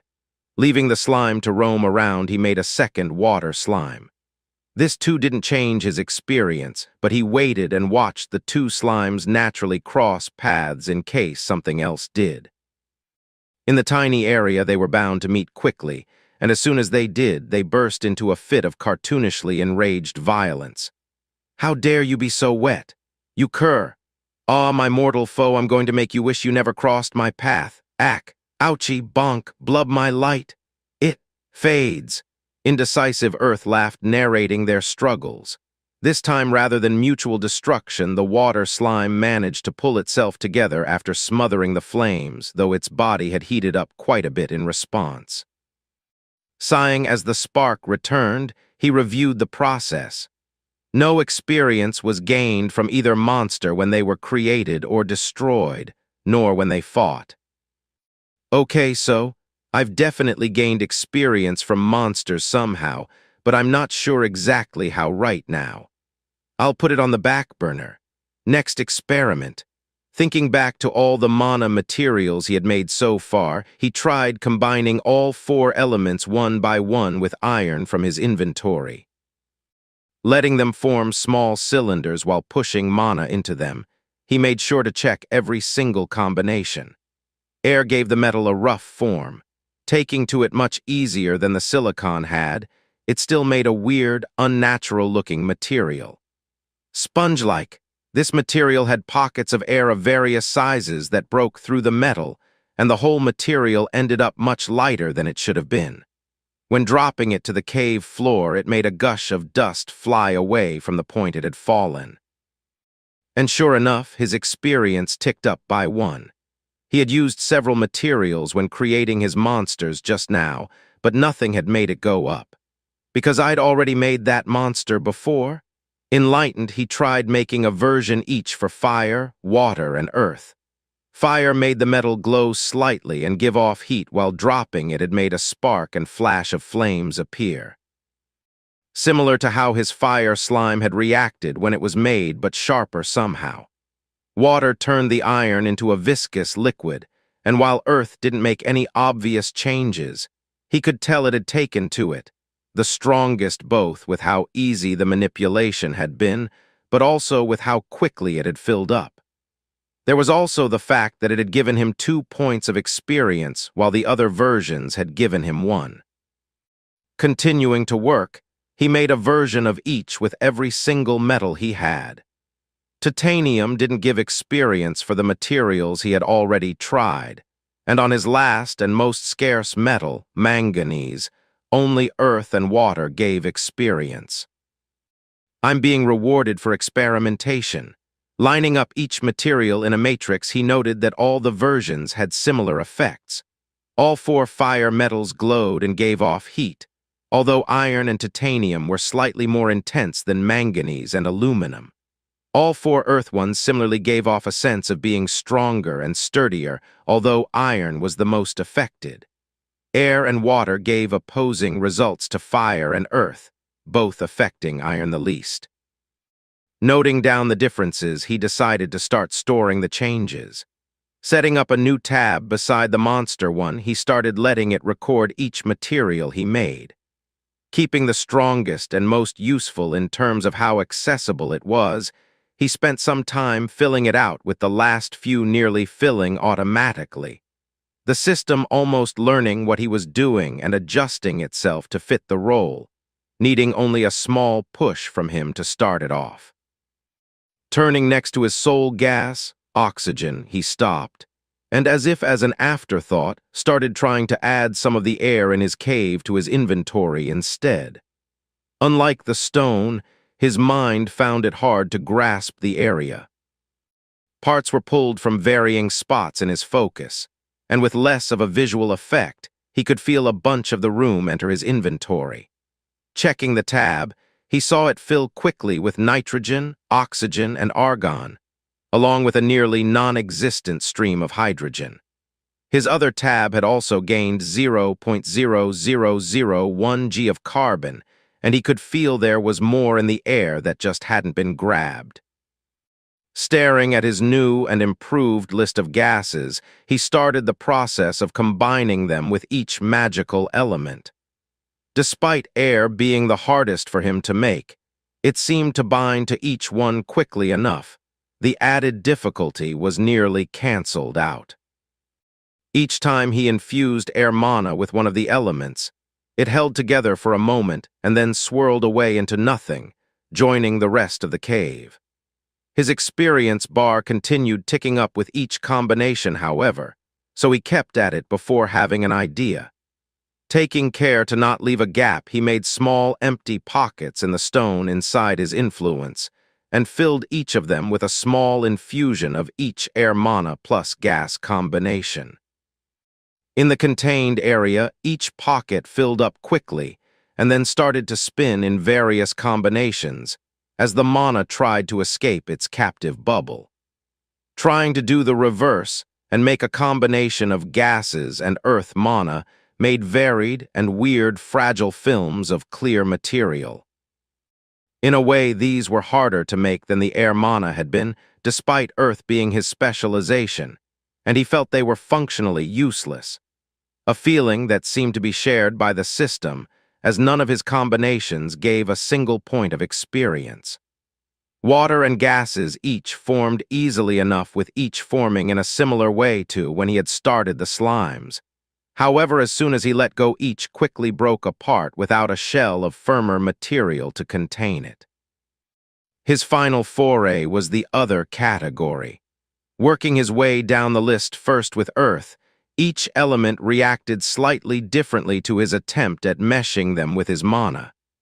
They all made a solid material, but the way they formed, looked, and felt was vastly different. Silicon made a silvery gray block that felt like stone despite being vastly different than the basalt surrounding them. Magnesium crystallized into a randomly faceted ball, while sodium, potassium, and calcium made differently patterned, spiky messes of interlocking wires. Finally taking the small amount of carbon he had picked up, he pushed as much mana as he could into the speck of the element. He wanted to make it count. A tiny crystal formed in the air, and while nothing seemed to be happening while it sat there, as soon as he dropped it in the center of the room, it seemed to explode outwards. Growing taller and digging down into the floor of his room, it kept popping out of the stone as if sprouting from the ground or breaking out of the inside of flesh. After reaching 10x the size it had been in less than a second, it started to slow down, continuing to grow and sprout on the ground around it, but with less and less force. Staring at his floor in shock, he saw the crystals had nearly stopped expanding when they reached the full meter length of his testing cave. Feeling it out, he pushed a spark of life into the center crystal on a whim. The spark stuck easily enough to the original crystal in the center, and all the surrounding crystals started shaking slightly, a slight humming filling the air as they made a final burst of expansion before they settled down again. Waiting to see if there was any other change, he stared. But other than a faint movement or shake, the new addition to his dungeon didn't seem to have anything else to show him. Okay. Starting to add it to his materials tab, the whole panel suddenly pulsed, and as if it were clicking into place, all the previous elements were given a new name. His newest addition sliding into place at the bottom, and splitting into a separate section being listed as living crystal. His layout was rearranged forcefully, with new information being added, new connections forming, and a faint weight being put onto his consciousness before it finally stopped. That action alone had given him plenty of experience, enough to push him to a few points till level 3. Looking at his newfound panel, he saw it was full of descriptions and sorted. Only a small amount of his information had been lost, but much had been gained. Tier 1 materials. Name base mana description. Low mana iron metal, iron, earth a favorite of crafters. This metal forms naturally deep beneath the earth. Stronger than steel but easier to work with, whole cities have been built around readily accessible sources of this material. Wisp steel metal, aluminum, a rare material found only in high concentration areas. This lightweight material has metal's strength while being nearly weightless. The only thing preventing it from being more sought after is how hard it is to work with. Weapon core metal fire used in the process of creating advanced weapons. This metallic material is embedded in stronger coatings to create truly powerful weapons. Liquid metal, water, and oddity. This material is harvested from certain monsters, but has not been found as useful in anything other than rare alchemy. Mat 102-1030 gas air. Mat 103-1040 gas water. Mat 104-1050 gas fire. Ectoplasm gas pure harvested from slimes. This ooze makes for an excellent base in many potions. Fool's silk silicon pure found in various weak monsters.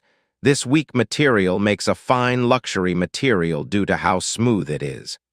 However, due to the material also being transparent and pathetically weak, few functional garments are made from it. Mat 1007 silicon earth. Crunch pop alkaline alkali metals earth, named for the sound they make when stepped on in wild areas. This is a relatively common but relatively useless oddity. Tier 2 materials. Name base mana description. Living crystal, carbon crystal, a truly magical material which forms the base of many rare and powerful artifacts.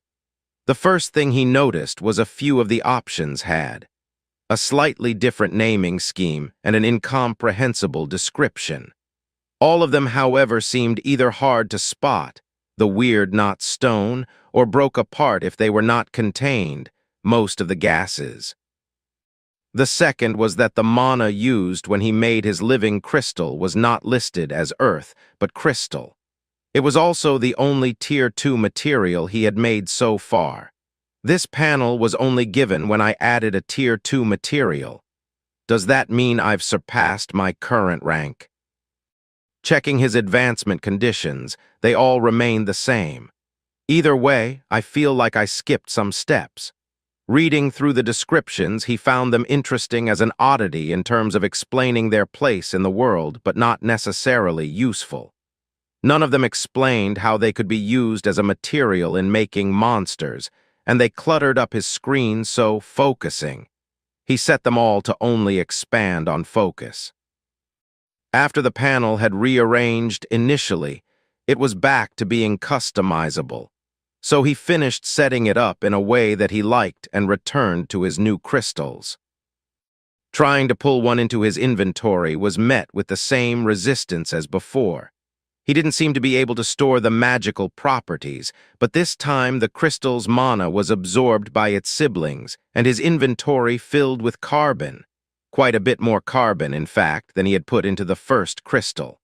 I was told mana makes matter. I guess they were right. Although this is quite a bit more pronounced than anything I've seen so far. Staring at the remaining crystals curiously, he peered deeper and deeper until he was touching the core of what they were. Earth mana filled each one, but it was altered slightly. Instead of random lines crisscrossing the crystal, there were ordered and repeated perfectly symmetrical lines that formed larger and larger triangles. Each line had also changed colors slightly, a hint of purple tinting their gray.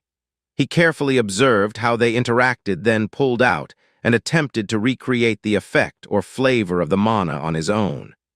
Pulsing in the air, attributeless mana changed to earth in a second. Then a long pause later, the haze flipped to purplish gray and seemed to grow even denser. Excited by this discovery, he tried systematically mixing the new mana with everything he could think of. Pulling off a piece, he mixed it with a strip of metal forming, a sharp, ordered, yet still metallic surface. Trying it with silicon made a solid sheet of strong and sharp material. Each combination he made populated his material store, although all of them ended up as a Tier 1 material, and most had a Mat 1 designation. He was beginning to think they were named by a dungeon, as all the other materials had descriptions relating to sapient creatures on the surface. If they were made by a dungeon, why not give better descriptions? After exhausting the options, he immediately wanted to try making a monster using his discovery. It was less the crystals themselves and more the novelty of it that made him stop his cataloging. His starting information had given him concepts, and he understood what each of the 4 elements were, but anything more than that was a mystery. Just a word in his consciousness with just a vague description. It was the unknown, and for the first time since he was born, the idea of the unknown filled him with curiosity and excitement. First, the spark he had given to the living crystal was still in them. They were classed as a monster or something because he couldn't directly edit them anymore, or at least had some sort of life. Calling the motionless crystals a monster might be pushing it, but they did not move, and they hadn't appeared in his monsters tab. Maybe they were a plant. All his initial experiments with earth mana had given poor results, and creatures that did not move seemed useless. But something told him he was going about the whole process wrong. I should be able to make a creature out of nothing, but Earth, I have no clue why I'm having troubles. Turning to the task at hand, he made a long shape and filled it with liquid metal. The mana and material flowing directly out, nearly already formed by the time they appeared.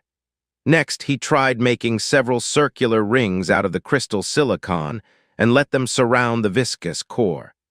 Not satisfied with the result, he sewed each ring to the next, with stretchy strands of the pure mana plus silicon material his first slimes were made of. Letting it go only after granting it life, the new creation gave him quite a bit of experience. 10 points just for a single monster. The experience was enough to push him over to level 3 and a good boost of the way in. 852 exp to next level. As if as a bonus, the wriggling creature figured out how to move, and when it came upon the water slime he had forgotten in a corner, it quickly killed the mob just by attempting to push over top of it, giving him a single point more of experience, and letting him learn about the experiences of the water slime. It was odd. The spark came back as more than he had ever experienced from a monster so far. A life that began in confusion and quickly achieved a level of calm and perceived control. No sight graced the life, but it had slowly learned how to feel out its surroundings by the vibrations that echoed through the ground. At one point it had slaughtered a vile, burning mess of a creature, and the incident had filled it with pride. Wounded, it had spent time gathering its strength before a blissful humming had resonated throughout the slime's whole being. Sitting there in enlightenment, its life had only ended when something much faster than the slime had thought anything could move had ground it into the floor. Indecisive Earth felt there was something different about this creature that had just died. He had gained experience from its existence when the fire slime had not given anything. Maybe it was because of how old the monster had become, or maybe it was because it had killed another monster and lived. But Indecisive Earth felt like he should let all of his creations have a taste of both just in case. Conflict and time had given him experience, but when the spark had returned, he had actually felt the change, like the soul that returned to him had grown, and now that it had returned, his own soul was stronger. Did the monster level up outside of me, and I'm gaining the experience it gained? That made the most sense to the core, so he shelved it as his current theory until he had a better way of explaining it, or it was disproved. Chapter 7. Filling out the bestiary, on mastery and tiers. Everyone knows the rare high-tier classes and relevant skill tiers are jealously guarded secrets. However, common knowledge on basic classes and skills should be spread and discussed more than it is. We at the Adventurers Guild believe all who put in the effort can become strong, and hiding information is contrary to that tenet. Rare and strong skills are given a higher tier in the system, and when practiced well, proficiency increases from apprentice to journeyman and finally master. Mastery of a skill is the highest possible rank attainable, but there is an added benefit from reaching that state. When changing to a class that does not typically support that skill, mastered skills are not lost. As simple as that sounds, the higher the tier of the skill, the harder it is to master. For Tier 0, the 3 stages are simple. Level 04 for Apprentice, 59 for Journeyman, and 1020 for Master. Every tier after that point multiplies the previous levels and experience required to advance. A Tier 2 skill is considered Apprentice rank until level 15. The cap for beginner skills and takes till level 45 to reach mastery levels. How other races deal with tiers varies widely, and what significance the system places on each tier is unknown. As strange as it sounds, they don't appear to have classes or skills, so while we know the system loves to classify stuff, how it relates to their lives when they don't even have a class is strange. An excerpt from the Human Adventurer Guild's Handbook. Jim, hello? Speed, oh look a newbie. Indecisive Earth, welcome, welcome. Take your time adjusting. If you have any questions, feel free to ask me. Al, Speed, you're a newbie, don't try and fake your way into me and Indecisive Earth's grand wisdom and elder status. Nearly a week had passed, and 2 more cores had joined their Tier 1 ranks. Early on, Zero had finished his floors and advanced, and at some point, the silent later had flickered out, having never spoken once while indecisive Earth was around. He couldn't tell if they had died or finally advanced, but due to having never met them, he found he just didn't quite care other than a faint curiosity. Apparently, according to Abe who hadn't met them, so taken with a grain of salt, they had chosen the non-elemental option and had always seemed tired, replying less and less often before going completely mute. Indecisive Earth had created 3 copies of his worm monster and left them to explore the original experiment cave before working on expanding. Pushing out and up, he had grown over a dozen caves, each connected by a large tunnel, and had placed a new worm in each one. Each cave was slightly higher than the last, and they were spread out in a corkscrew manner heading upwards. The caves seemed huge to the core, each roughly a meter in width, height, and double that in length, but the size was only big in comparison to his monsters and limited world view. His tunnels were equally as massive in his opinion, at a luxurious 30 cm in diameter, extending a meter between each cavern. Indecisive Earth thought each tunnel was luxurious, as they allowed plenty of his influence passage, and 10 worms could pass each other at the same time if needed. His vocabulary used precise measurements, and his dungeon core consciousness allowed him nearly perfect measurement of distance, but he did not have proper knowledge of scale. For example, even with his vast caverns, nearly all the intelligent races save the dwarves would need to crouch had they entered, and most would find it hard to impossible to crawl through the tunnels, let alone fight monsters in them. Even though he had designed the crystal metal worm on a whim, the schematic for them wasn't fixed. Every time he made one, he worked on improving them little by little. He found the more rings he made, the sturdier they became and the faster they could move, so each link grew thinner and thinner. His first worm had roughly 10 segments, each a cm long, but by the 5th worm, he was down to 50 segments, each 2 millimeters in width and 1 millimeter thick, wrapped in a circle 3 cm in diameter.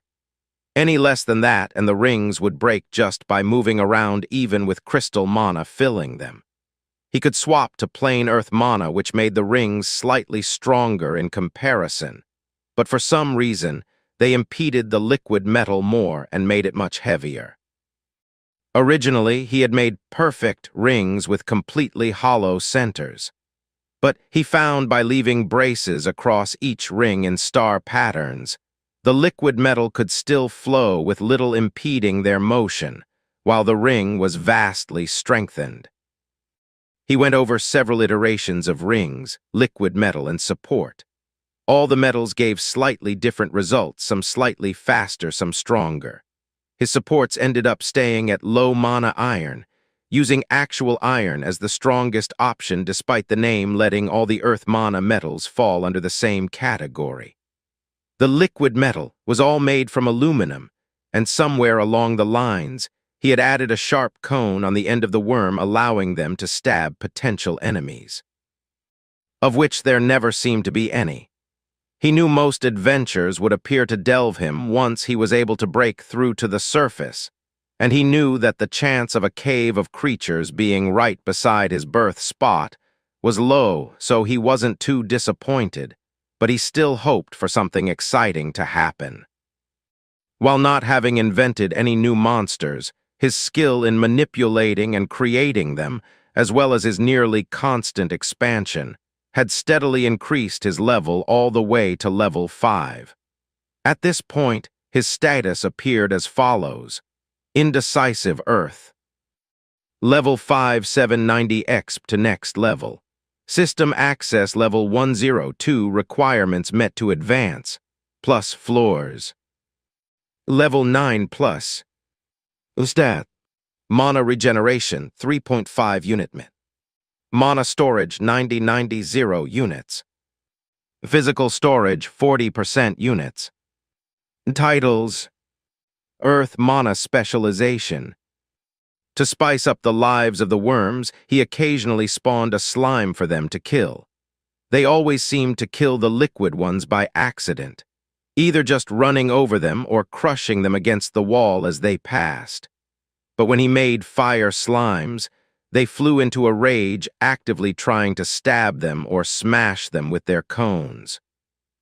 He presumed it was the water mana coursing through their liquid metal, and considering how much easier it was for him to make fire slimes than try, and make an air mana mob for them to hunt, he continued to happily provide them with flaming nemeses. This realization that monsters made with opposing elements hated each other led to the second creature, the core designed from scratch. Curious as to how they reacted, he set out to put them, the mana elements, into a single monster. Technically, he had already made a monster with opposing elements, his mad spinning ball of earth and air, but he was selectively forgetting that monster existed, a faint trauma over it still fresh in his mind. Even though he could now spawn them far away from his core, he didn't want to touch them for a while. First, he made a shell of crystalline material in an upside-down bowl shape. Then he made a sphere of fire mana bound to oxygen, his most readily available gas, and the one that bound to fire mana the best, surrounding it in a metal core to prevent the two elements from touching and immediately annihilating each other. Placing the core in the center of his bowl, he filled it with his favorite water material, liquid metal. Then he laid a thin membrane of ectoplasm along the bottom. Holding his metaphorical breath, he gave it a spark of life. The change was immediate and apparent. A massive shudder went through the shelled creature before, instead of slugging along like the core expected, the whole thing leapt into the air, crashing into the ceiling, then falling to the ground and crushing its weak membrane killed it, spilling the metallic blood all over his nice, clean floor. The spark that returned didn't have much of a memory, only a brief feeling of insanity and confusion, so he scrapped version 1 of his attempts to get fire and water to play nice. Noting down how it had leapt, he worked to create a tall cylinder this time. Creating a plug on the bottom, instead of a thin membrane, he sewed it to the inside of the cylinder, with hundreds of threads working their way up to the top, preventing it from breaking and pulling the plug off. Copying the cylinder twice more, he made a tripod of sorts with a central ball that once again was filled with a core of fire standing a foot above the rest. This time, when a spark was introduced, it leapt into the air and survived the landing. Jumping around, it continued to act erratically, but it stayed stable. How useful of a monster is this? It's able to accelerate or leap incredibly quickly, but it just won't stop. Is it just the mixture of fire and water in a single monster? Also, how is it jumping? What's leading to the force randomly propelling it up, and is there a way to control it better? Indecisive Earth tried again with a new plan. 3 shafts made a tripod once more. Then, instead of a small connecting ball, he worked on drastically increasing the size of the solid section. Maybe if I use earth mana for more than just a shell, it will simmer a bit. Taking the time to increase the earth content, he first made a metal ball and pumped as much mana as he could into it. Mana liked to rush into the material and then slow down at a discrete level. However, if I continue to push more mana into it, the shell looked more and more matte as he pushed. After a certain point, he felt it was enough. Not because he couldn't push more earth mana into it, far from it, but because it was continuously leaking wisps of brown-gray mana. Trying to keep the mana from leaking, he covered the ball with a second crystalline layer. As the second layer grew, it covered the ball with spikes and descended with layers of crystals that almost looked like armor. He felt good about this version. Pulling out a spark, he slowly pushed it towards Jumper 3. As the spark traveled into the monster, he felt a qualitative change. Instead of immediately leaping, the monster seemed to look around itself. Can it see? What's it doing? Slowly, it bent to face its predecessor, who was still jumping repeatedly in the corner. After a long pause that felt like V3 was waiting for the perfect moment, it leapt. As fast as V2, but with actual precision, the erratically jumping inferior version was impaled against the wall, legs pulsing a few times as it attempted to escape before expiring with a twitch. The older version continued to try and jump while impaled against the wall. I think I got it, he thought while the memories from his failed version entered him. These memories were filled with boundless energy, excitement marred with hatred for everything, including himself, and constant flashes of confusion. Madness, similar in a way to his ball of earth and air, had been but coming from a different direction, and thus manifesting in a different manner. I guess my experiment helped me understand a few more things. Emotions are influenced by a monster's highest element. By anything's highest element, he thought to himself. And somehow the last monster I was able to make could sense where prey was. The only thing that had changed was including a really high concentration of mana in the shell. So working from that point, he tried immediately to experiment on a third monster type. He opened his list of materials and contemplated all his options a bit before selecting iron again. I have a lot of it, and so far, and it seems to take to earth mana better than anything else. Pulling it out into a ball, he simultaneously infused it with earth mana. The ball grew as low mana iron. Taking a deep breath, he started adding more and more earth mana. Putting more and more into it, his storage ticked down. He reached the infusion level his last monster had gotten to, then kept going. Finally, with 10 of 90 mana left, he focused. Constant strands of mana were leaking from his ball, but he had already solved this before in the previous version. Creating a shell of silicon and earth mana that was twisted into a crystal form, he muted the heavy core, this time slowly adding the shell and waiting just until mana stopped leaking out.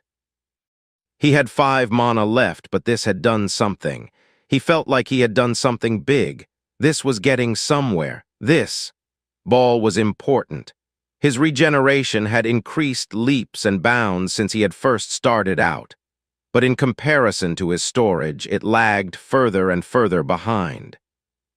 That experiment had taken 85 of his mana, almost 40 minutes of regeneration just to make that one core.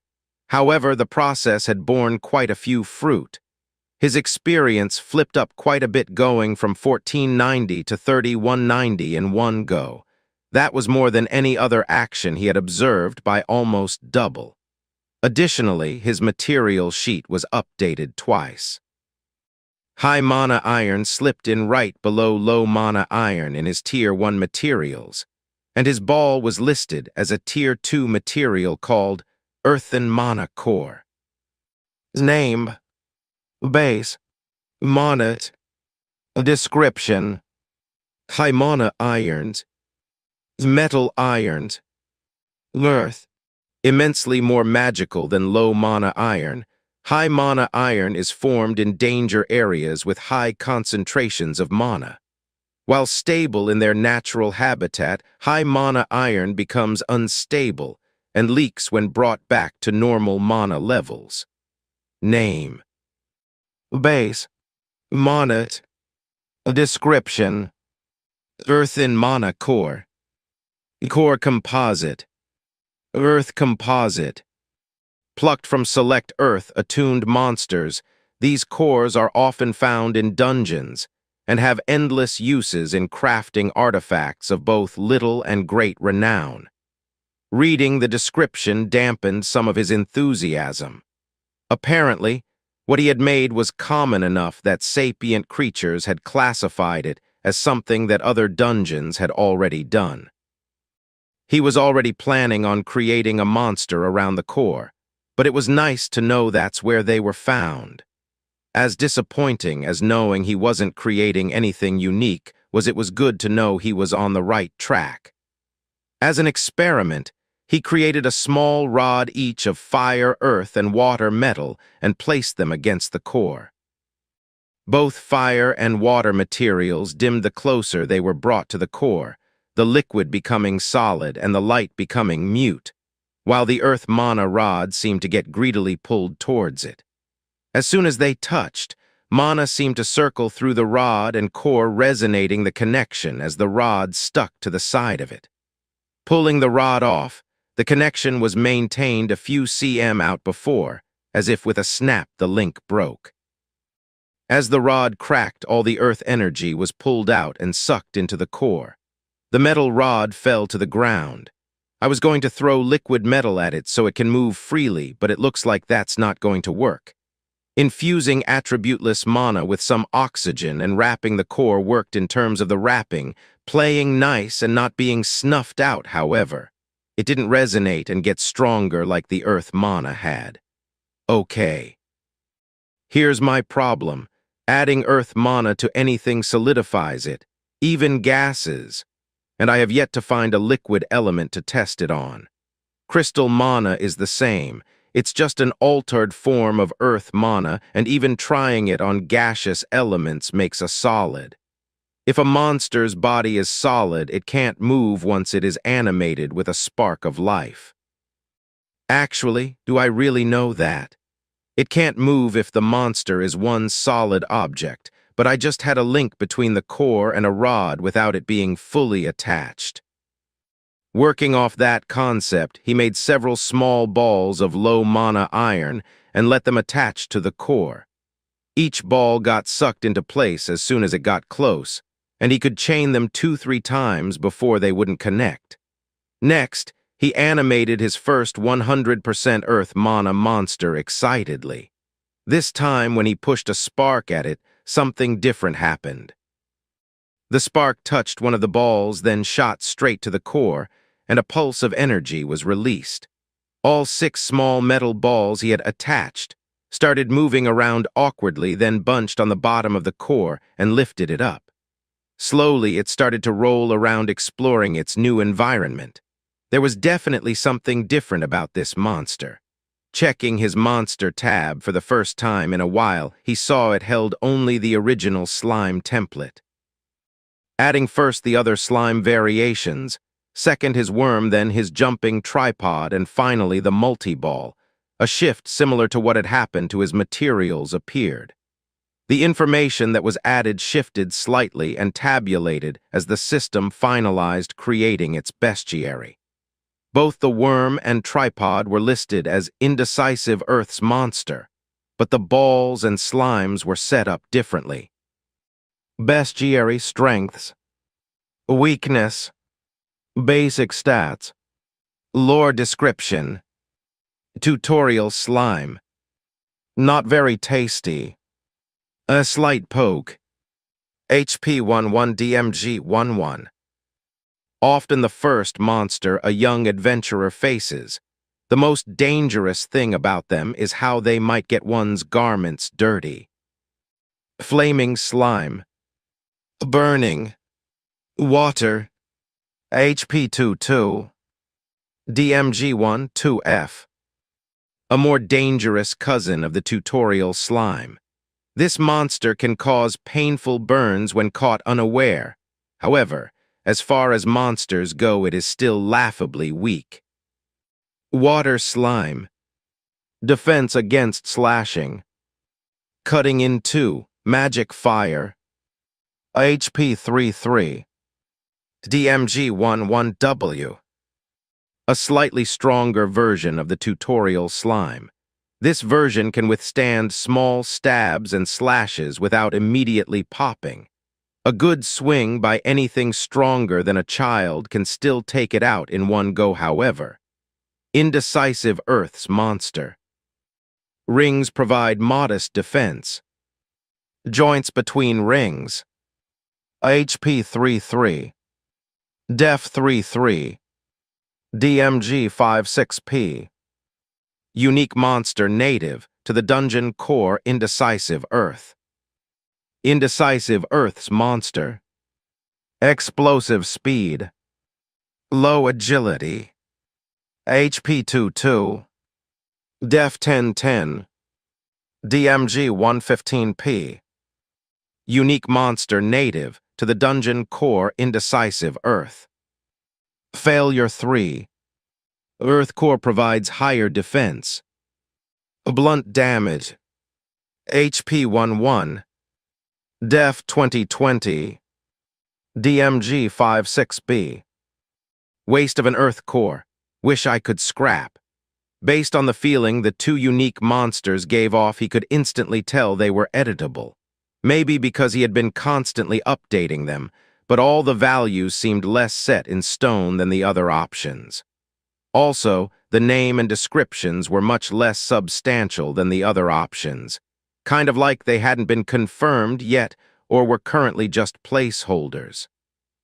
Focusing on the first option, he renamed his worm to Metal Worms, then changed the description to something more useful. Earth plus water metalloid worm monsters.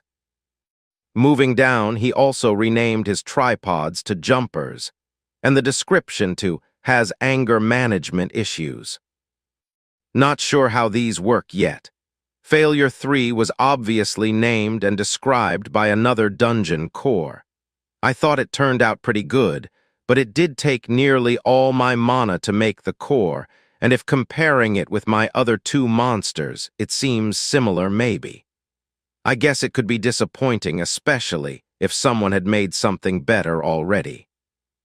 But also, it's my first attempt. I'm bound to get a better version.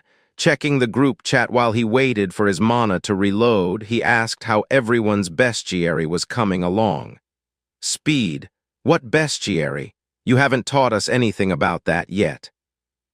Abe, hey my lil fast bro, bestiary is where all the monsters you make go. Didn't you take the tutorial? Jim, yeah, I mean I've separated the slime monster we were given from my inventory, but I don't have a bestiary or whatever. Abe, oh weird. Maybe you have to add a few stuff to it.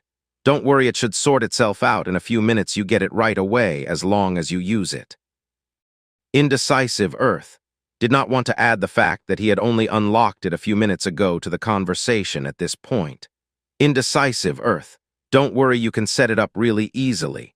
Just make sure to record every monster you make manually and it should sort itself out soon. The reason I brought it up in the first place is I was wanting to ask if anyone had unlocked something that was already named or if they had to manually name every monster they made. Abe, oh. Yeah, all my monsters seem to be blast slug variants. Have you tried to make one yet? I promise they are great, you won't regret M. Jim, you've explained how, but... Indecisive Earth, nah, haven't yet. Abe, it's been ages, you gotta try, bruh. Indecisive Earth, yeah, okay, I'll try later. Maybe he should work on them. He would start on it right away. But there was a faint buzzing in his head, a weird, uncomfortable feeling infusing his being. What's happening now? Chapter 8. Multiple floors and explosions. Checking the last poll seems like most people would prefer more spread-out goals system rewards. So I'm going to split a few things planned for the next rank between Tier 2 and Tier 3 cores. Should be interesting enough to write about their interaction, although obviously as they are able to interact, the rewards for reaching Tier 3 won't be a big secret, just a mini goal in the arc. Dungeons are controlled spaces of adventure, and yes, death, for all those too foolish to measure their own strength. However, despite the high fatality rate, dungeons are wildly looked upon favorably by nearly every sapient race. They grow underground, keeping away from claiming the surface where most races live. And while that would put them as contesting land from the dwarves, they tend to immediately stop expanding upon reaching their settlements. Occasionally even providing gifts, such as endlessly refilling mines, as an almost sheepish apology. Dungeon cores are anything if not consistent in not terrorizing their surroundings.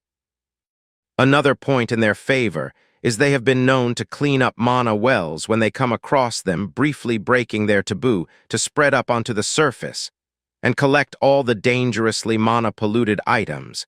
and lowering natural mana back to comfortable levels before retreating, leaving them in the good graces of elves, those who have little greed and no reason to delve a dungeon's depths. Even the most widely killed of the sapient races, orcs, like dungeon cores. They see every warrior's death as an honorable end in battle, and continue to throw themselves at the challenge dungeons provide, distracting them from waging war on anything and everything that moves. And by anything we must note at least one documented orc tribe has declared war against a mountain after an avalanche crushed part of their camp in 1380 and waged war for nearly 2 years before having decided the mountain had learned its lesson. An excerpt from A Study of Dungeons, Volume 3. Indecisive Earth got more and more uncomfortable as he felt stretched and weird. Going through the list of possible outcomes, he landed on the idea that he was forming multiple floors already. Damn, but couldn't someone have mentioned it being this awful? Quickly thinking back to his description of what to do, he frantically looked around his dungeon for most mana-dense items. Some shells and scraps littered the floors from all the monsters that died, and he quickly started pulling them down to the first experiment room beside his core, the one still half covered in crystals. He also tried commanding his strongest monsters to come down closer to him. The earthen core golem immediately stopped what it was doing, attempting to roll up a portion of the wall and failing, then started working its way down. His jumping death machines didn't so much as twitch, however, no matter how many times he called for them. A faint split was forming in his consciousness, but it was still forming much too slowly. I can't do anything while this is happening. It's too distracting and feels much too distressing. Searching valiantly for more to distribute, he started peering at all the walls looking for dense materials. A corridor near where he had made his golem had a thin layer of much more magical stone covering the whole surface of it. Not nearly as much as the scraps from his monsters, but still a significant amount. Trying to store some of it in his inventory, he was annoyed when it pulled out the raw rock and left most of the mana floating in the air and rebinding to the stone around it. He didn't have any monsters that could help, so slicing off small tiles 10 cm x 10 cm x 1 cm and floating them down to his depths was all he could think of doing. A dozen tiles later, and that corridor seemed no different than its surroundings. He left all the tiles in a neat little pile in his core room and then searched for something else to move. He frantically looked around for something else to sort, but he had exhausted all the low-hanging fruit. Each action he had taken to hasten the process along had definitely helped. He was splitting much more quickly than before, but it was still too slow for him. Oh, I can make a boundary, he remembered. Roughly splitting his area of influence in two, he found a hallway that worked enough for his purposes, and directed the split to fall just inside it. Slowly, his vague sense of being broken and twisted centered on a section of the hallway partway down, and as it did, a faint line in the floor started to form. Invisible unless he focused into that special mana sight, the line was a sharper and sharper gradient of mana density. There didn't appear to be any real movement yet, but the line grew more and more defined as mana was slowly funneled from the half he was designating his low-density zone to his high-density zone. Willing the process to go faster didn't seem to help, but as he didn't have much else to do, he pretended he was dragging the environmental mana from above and pulling it towards his core. After what felt like days but was closer to an hour, his floors pulsed, and with a silent crack, he found he had formed his second floor. He felt different, almost as if with the release of pressure from forming a floor, his mind was also changed. As he pondered what was different, he absent-mindedly started tidying up all the scraps of various dead critters and pushing them into a pit he was slowly digging at the same time. It took him way too long to realize it, but with a snap, He realized he could split his focus on two different tasks with the same sort of concentration he was managing before on one. Taking a look around his core room, he realized he hadn't made a single change to it since he'd started expanding. At this point, he had more experience and a faint sense of vanity over how shabby the cave looked. Moving to the ground, he dug with pinpoint precision, working his way across the whole floor, leveling it, and vaporizing any rubble into his inventory. Next, floating the tiles over from the previous room, he started laying them down, trying to cover the ground in square cobblestones. There wasn't enough to cover the whole floor, so he staggered them into a checkered pattern and splurged a bit by using some of the titanium that was piling up in his inventory to make a dozen more tiles and fill in the empty holes. Floor done, he smoothed out the walls, turning the arch into straight, sheer 90-degree walls, and widened the ceiling to match the ground. Finishing his makeover, he glanced around approvingly. I should make my dungeon look cool if I'm going to show it off later. Turning next to his hole of scraps, he tried once again to see if he could do anything with them. The raw physical materials could be reclaimed, but doing so took a lot of effort which could have better been used on digging out the stone instead. Additionally, after he was finished making the monster, he was frozen out of editing it. The mana released was no longer his personal mana, and nearly equivalent to the environmental mana that still infused his surroundings. He had a thought to try and recycle parts into new monsters to see if he could. Shifting around, he found several rings from the few worms that had died and pulled them up to examine. Tossing the few that were damaged, he managed to gather 4 rings that met his quality specifications. Next, quickly creating the rest of the rings, and filling out a worm with a speed that can only come from practice, he let out a spark and quickly observed the finished result. For the most part, this specimen awoke in much the same way as its predecessors had done, but after slithering to life, it suddenly froze for a solid second. Coiling up and uncoiling a few times, and uncoiling, as if confused, it finished its examination, then turned and slithered off to join its brethren.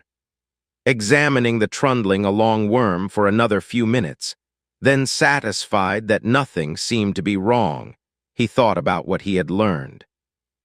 I can recycle parts by using them on identical monsters. It's not as easy as just making new monsters because I can't edit them as easily, but it's a way of getting rid of some scraps, and I guess it does save a small bit of mana. I don't think I can break the golem without breaking the core, but if that did happen, I'd want to reuse that core. It took quite a bit of time to make after all. He really wanted to make another golem, but the amount of effort for just one monster didn't seem worth it at the moment. I don't want to make a habit of creating a monster that uses more mana than my cap. Waiting for mana to regenerate partway through a monster is a real pain, and locks me up as I hold everything in place. Indecisive Earth checked his mana pool, 3090. Should be enough to make one of his monsters and finally get him to stop asking. A side effect of being made from solid crystal without fleshy parts was heightened memory, so he reviewed the instructions Abe had given days ago. First, he set up a stasis field and worked to empty it of any impurities. Then he started making a simple shell out of crystal mana and silicon. Pretty positive Abe can't use crystal mana, but hey, I'm liking this combo. Next, he quickly dumped some fire mana bonded to oxygen into the hole and sealed the shell before trying to compress it afterwards. This feels weird. Normally, I make the inside first and cover it after growing it, but I'll follow his steps for now. Realizing Abe had never fully explained how he made the outside of the slug, he shrugged and followed the fire slime template. A whole bunch of fire and gas surrounded by nice thick skin. As soon as he added a spark, the slime shivered and stilled. Unlike the fire slime, it didn't start moving around choosing to simply sit there. Checking his bestiary, there was a new monster listed as Blast Slug Variant O, with a fanciful description of them being kicked by adventurers and detonating. Okay, I guess I've made an exploding slime. Might as well test it out. Searching around for one of his oldest, and thus slightly irritating due to not being as perfect as his newest monster, worms, he found one close to his new experiment room, first attempting to command it. Then giving up and picking it up, he dragged the monster up the hall and deposited it near the entrance. Catching sight of the trapped slime, the worm immediately knew what to do. For honor and glory. The worm had already killed several fire slimes and knew exactly how to kill them. Rushing forwards without a single mote of hesitation, it pounced. The rounded tip of its head sunk down into the slime before, with sudden force, the worm was flung up at the roof, crumpling with the impact and landing dead back near the entrance to the room. The explosion was both more and less exciting than he had expected. The amount of force used to fling his worm was sizable, although single-use, and came with an accompanying boom for added sound effects. For some reason, packing the fire mana really had given a small explosion. I didn't add nearly as much mana and did compress it, but something doesn't add up. Indecisive Earth had already made an earthen core, and although he had added plenty of mana, and it was made out of solid materials, his result hadn't exploded. If what I was told is true, mana makes matter, and that should have also exploded due to the force. I can't imagine fire mana making much matter in comparison to Earth, so why has it exploded with less effort? Although maybe it's because the fire mana that had pulsed seemed slightly different. It's probably similar to my Earth-turned crystal mana.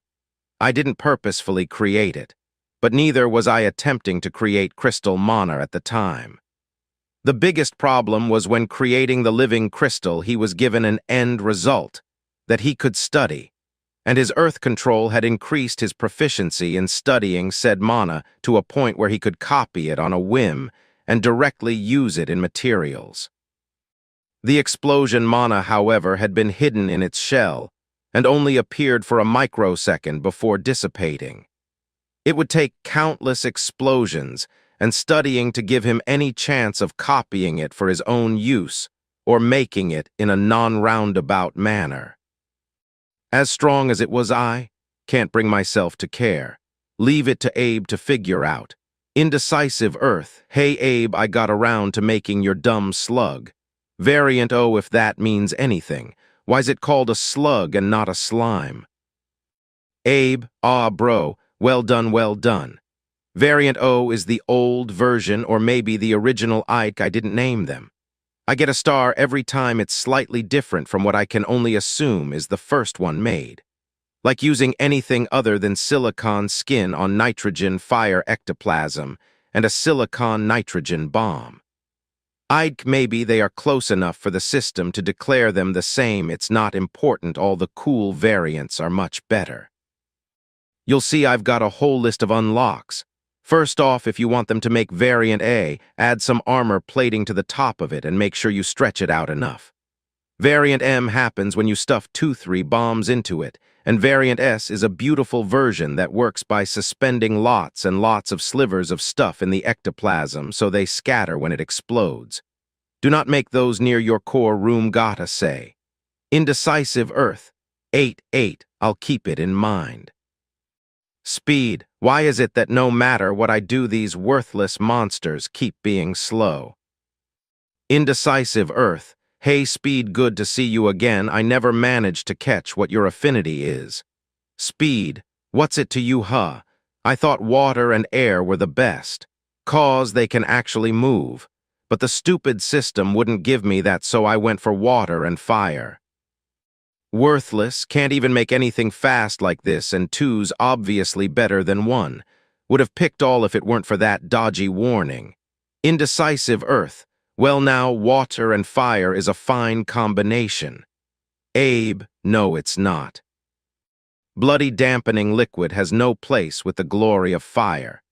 Indecisive Earth, The fastest monster I've made so far uses that combination. Kinda. Want any tips? Speed. Don't just tease me. If you're giving information, give it already, otherwise kindly screw off. Indecisive Earth felt more and more exasperated with the role he was given. It's not like it even matters really. Why am I helping out abrasive cores for free?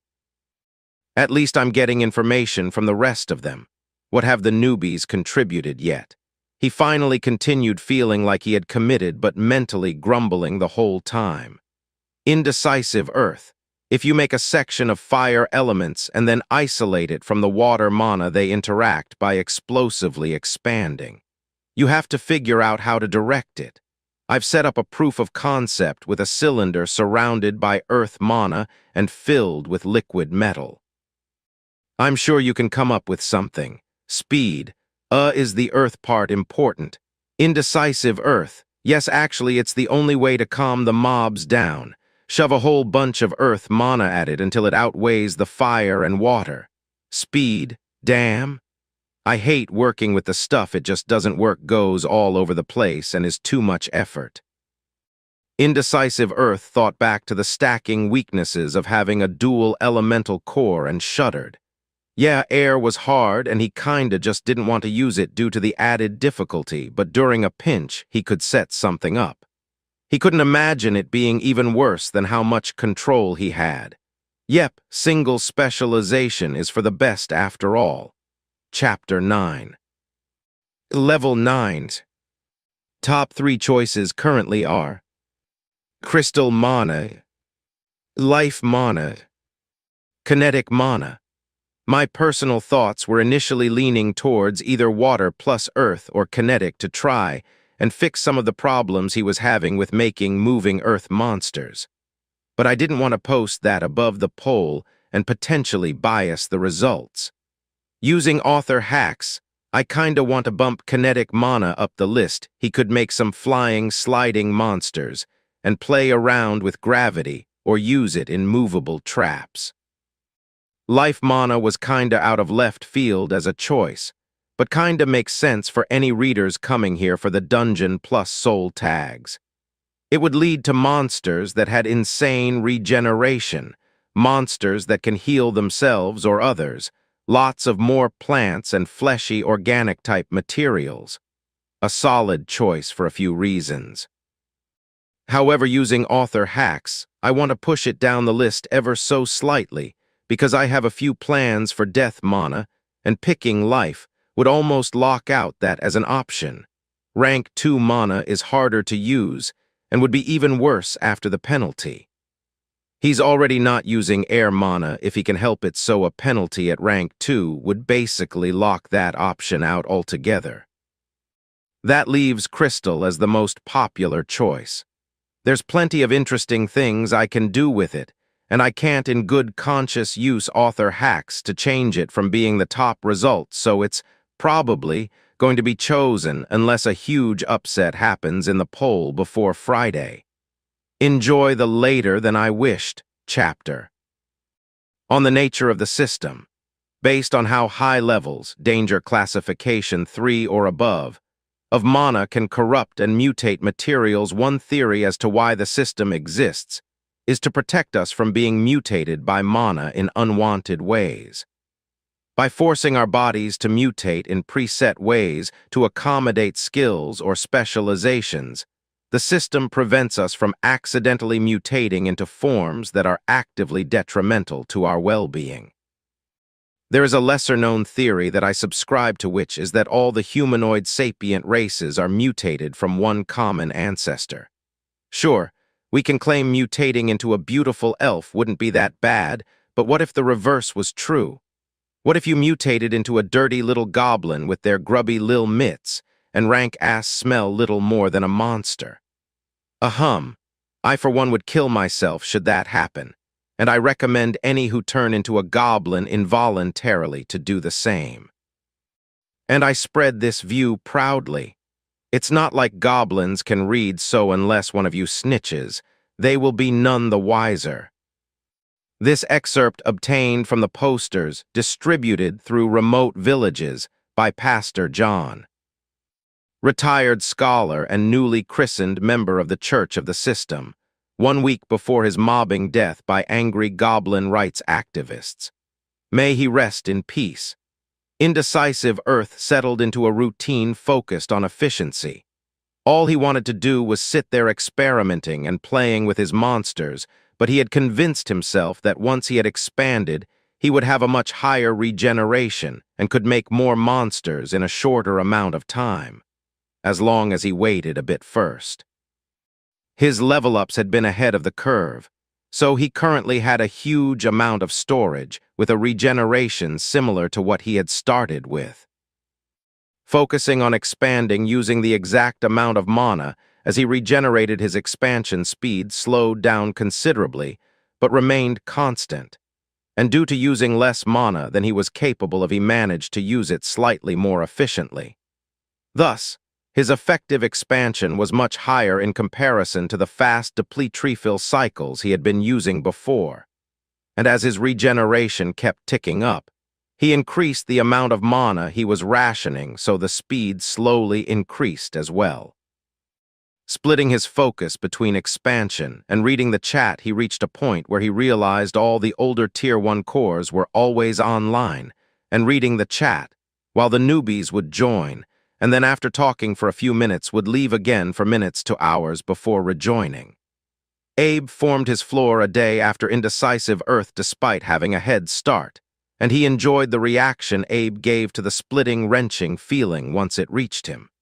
Indecisive Earth. A weird feeling, you say? Strange, I don't remember any such feeling. The whole process was quick and painless. Do you think maybe something is wrong? Are you dying? Abe, seriously, bro, you don't remember feeling this. I feel like I'm being twisted and stabbed and everything is spinning. Indecisive Earth. Yeah, I estimate you have 10 minutes to live. Good luck, my friend, you will be missed. Abe knew make it stop. Giving him time to panic, then reminding him of all the ways he could speed the process up, had entertained Indecisive Earth for a bit before he settled down again. Despite Abe's overbearing introduction, as the closest in age and skill, as well as having both taken a single specialization, he grew to be the only core Indecisive Earth enjoyed talking to in his small chat. Another day and the earthen golem died after wandering too close to one of the jumping death spawns and being smashed and flattened between it and the wall. The loss had been slightly disappointing, to put it mildly. Just another sad addition, pushing the creation he had been so proud of initially further and further into meh territory. At least the death had given him some exciting insight the golem could see. Every other monster he had made could somehow sense an enemy, or the vague shape of the walls. But this haphazard creation surrounding an Earth core had been able to see nearly everything in its surroundings, similar to how the dungeon core could himself. Additionally, it had clearer thoughts than any of the monsters he had made so far, his new memories crisp and somewhat logical. As a monster, he had been more effort than he was worth, but in death, the golem had given a brief glimpse of the benefits adding a core to a monster could give. The only thing preventing this creature from being more impactful was how little it had actually done. The life contained in his memories was crisp and high resolution but uneventful up until his death. His quick, boring death that gave zero experience despite the effort that went into him. An added bonus happened, which was as soon as the golem core was smashed against the wall and cracked. It released a pulse of somewhat chaotic earth mana that blossomed into countless nubs and small balls formed from the stone. The polluted stone was obviously not ideal as he couldn't really work with it, but the act drastically increased the mana concentration in that area. With an increase in mana concentration, his mana regeneration had actually ticked up by 0.2 min, in comparison to the steady 0.1 ticks he had been receiving from expansion. I think I've been gung-ho over expanding for no reason at all. Expanding is important, but not to the point of foregoing experimentation if my goal is mana region.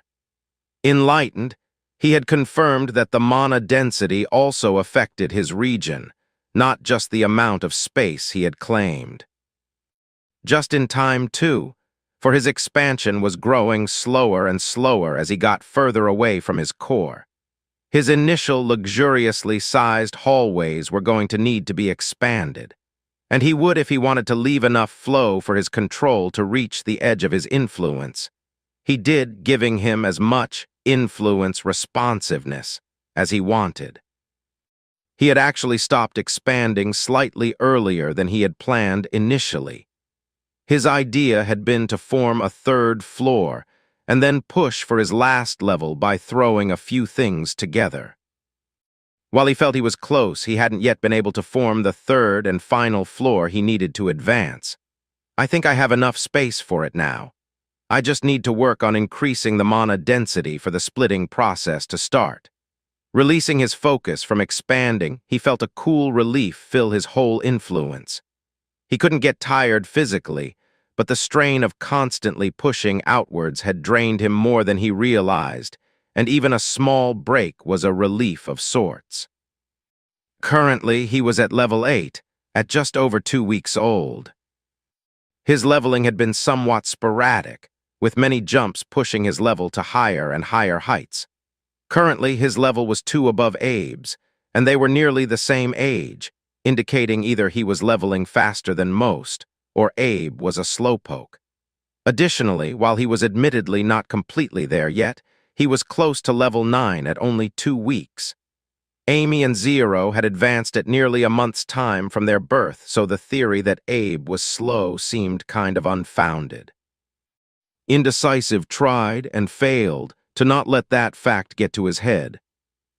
I'm great, I'm the best, a certified geniu.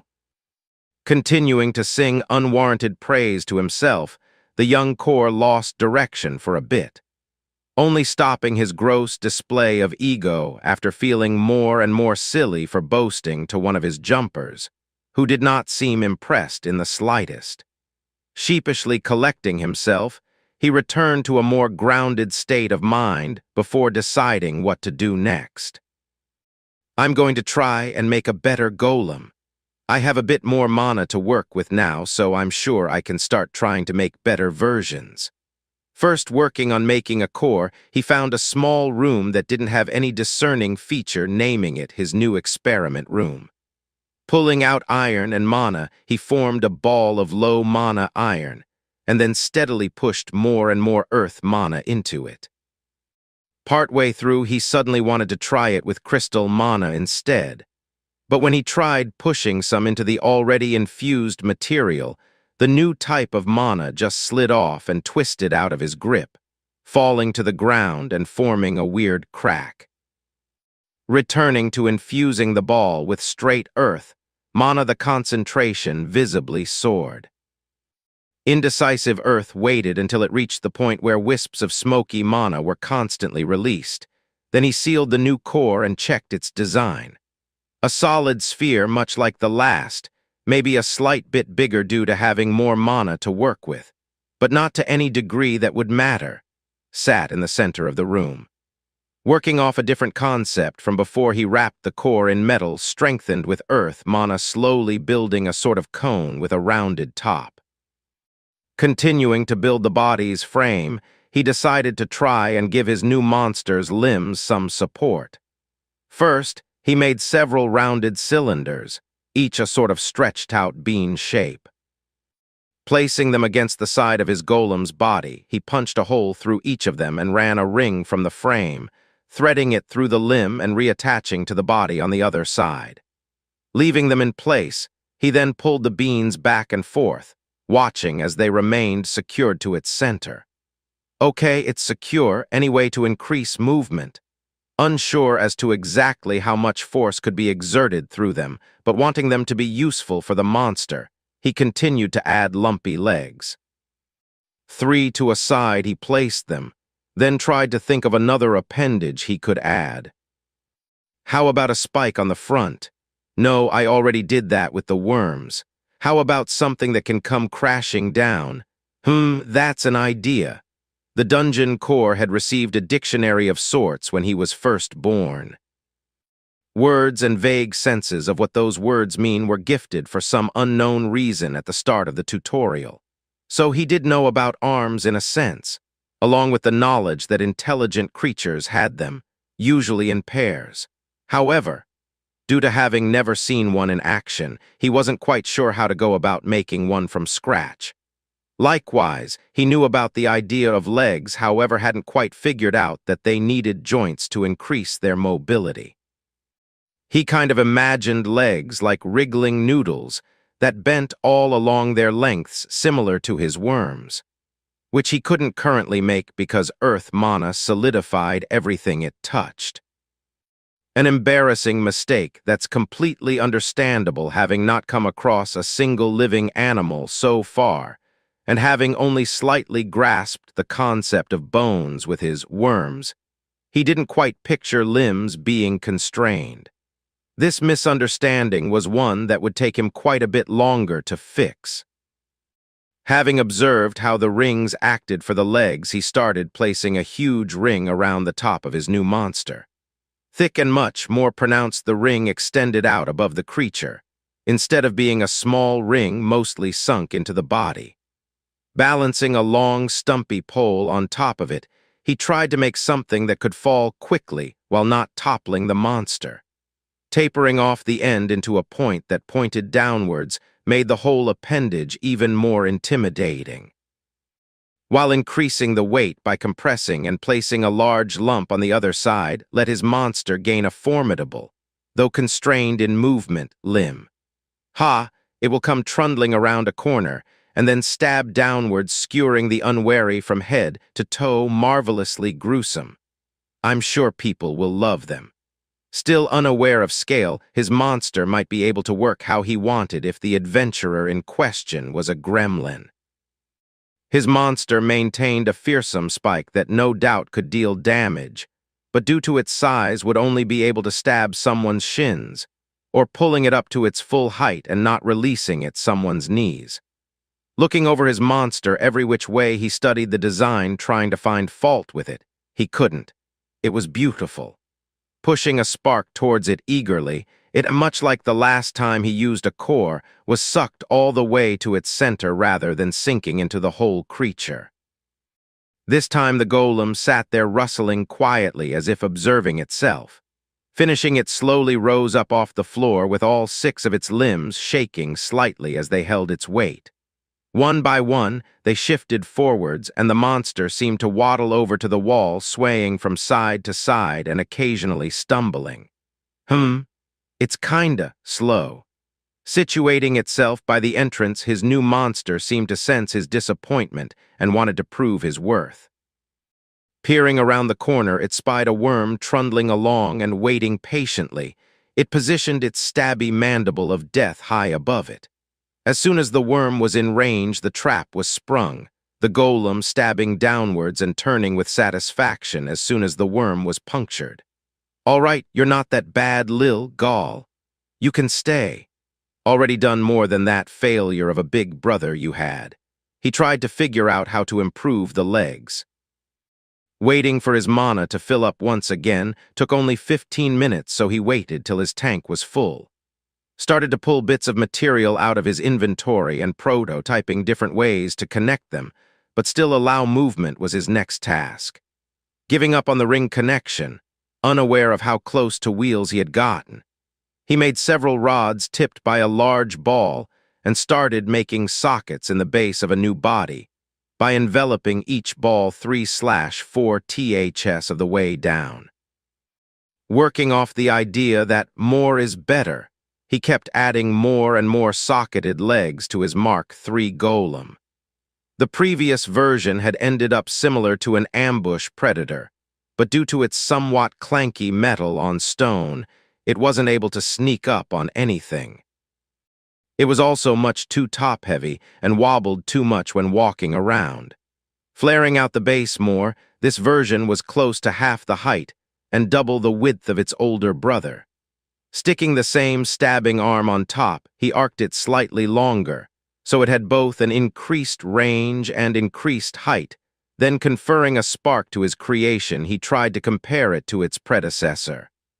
Gall V2 was slightly more graceful than its predecessor. Seeming to glide along the ground, its dozens of legs moved in a wave, as it skittered, making a loud, pittering, clinking sound as it did so. Not a stealth monster either, I see. Bullying its weaker predecessor out of the way, it too sat in the doorway before skewering a worm in a fluid motion and tossing it to its behind. Rearming itself, it stabbed a second worm that had slithered up to check on the noise before turning around triumphantly. The two drop golems situated themselves on opposite sides of the entrance, making a competition of who could skewer more. All right then. I guess I need to repopulate. Grumbling slightly, he worked his way further back and started spawning his most iterated worm monsters 2 at a time. You guys are letting me down, you know I was rooting for you. Slightly sad he couldn't figure out how to put an earth core into them. He was heavily relying on liquid metal for their bodies, and that was made using water mana, which would become inert when attached to the core. Trying to figure out how to buff them, he stared up and down their streamlined shape. Finally, he decided simply to make it bigger. Mama Worm, tripling its diameter and then quadrupling its length, he made each of them nearly 10 cm wide and a meter long. His new worm could really not be called such any longer. More a snake at this point, his creation was slowly improved as he grew it. At this size, the rings really needed his previous supports to allow them to maintain their strength, and he was forced to thicken them once again. Pulling out all the stops, he continued to tweak the design of one of his first monsters so that it could maintain its position in his dungeon. As it grew, it became harder to keep the liquid metal in place. The water mana liquefied the metal, but let it keep a sort of skin that held it up and kept it in a bubble. However, the larger a ball he made, the flatter it got. Even when he wrapped it in an ectoplasmic sac, it bulged outwards more and more, the bigger he tried to make it.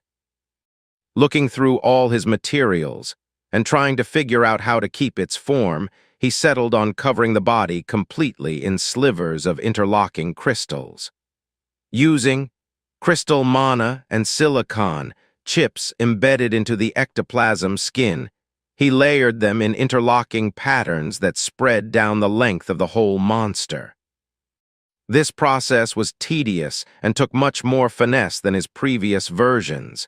He had to use all his concentration in a non-split manner to form them quickly and cover the entire length. But he really liked the end result, so he kept at it. I really want to boost this one's strength. Being able to see would be the best, but an earth core won't work. How is something defined as a core? What if I just add pockets of higher mana density material into it? Trying something he had put aside, he made the spiky cone for his new snake, but specifically tried to make it differently. First pushing unattributed mana into a smaller cone, he kept adding it until his mana got dangerously low. This monster has used nearly a full mana pool now. The hallmark of a good creature. He nodded to himself. Waiting patiently, he held everything in place until he regenerated enough mana to continue. Trying again, he pushed more and more raw mana into the cone until, much later than his earth core had, the material started to visibly release mana. Surrounding it in a cone of earth mana, he stuck it on the end of his creation. Perfect, let's see how this works. He had a good feeling about his crystal snake, for the scales really drove home how crystalline the snake was, and the size removed it from worm status. Each scale glinted in its own glow and reflecting a kaleidoscope of muted disco ball lights on the ground around it. Pushing a spark to the creature, he waited and watched as the spark flew to its spiked head. Moments later, the snake raised its head slowly from the ground and swayed back and forth slowly. Content with its surroundings, The new monster started to patrol his hallways, stopping every few minutes to examine stuff before continuing. Curious, indecisive Earth spawned a fire slime further down the hallway. Immediately, a bunch of the surrounding worms rushed it in anger, stabbing it into the ground while the snake watched. It seemed amused and made no move to help them, watching as its distant relatives swarmed and dispersed afterwards once they were positive the slime was well and truly dead. I was hoping you could show your stuff. Thinking, he asked the snake to go find some of his jumpers. Swiveling its head up, the snake seemed to listen, then acknowledged his request, moving further down his hallway. Spying one of the creatures on a far wall, the snake observed its prey carefully before engaging. Moving out slowly as if oblivious, the snake baited his jumper into pouncing, then jerked its whole body sideways just out of the way. Wrapping its scaly length around the creature to hold it in place, the snake raised its sharp head and stabbed both the jumper's legs.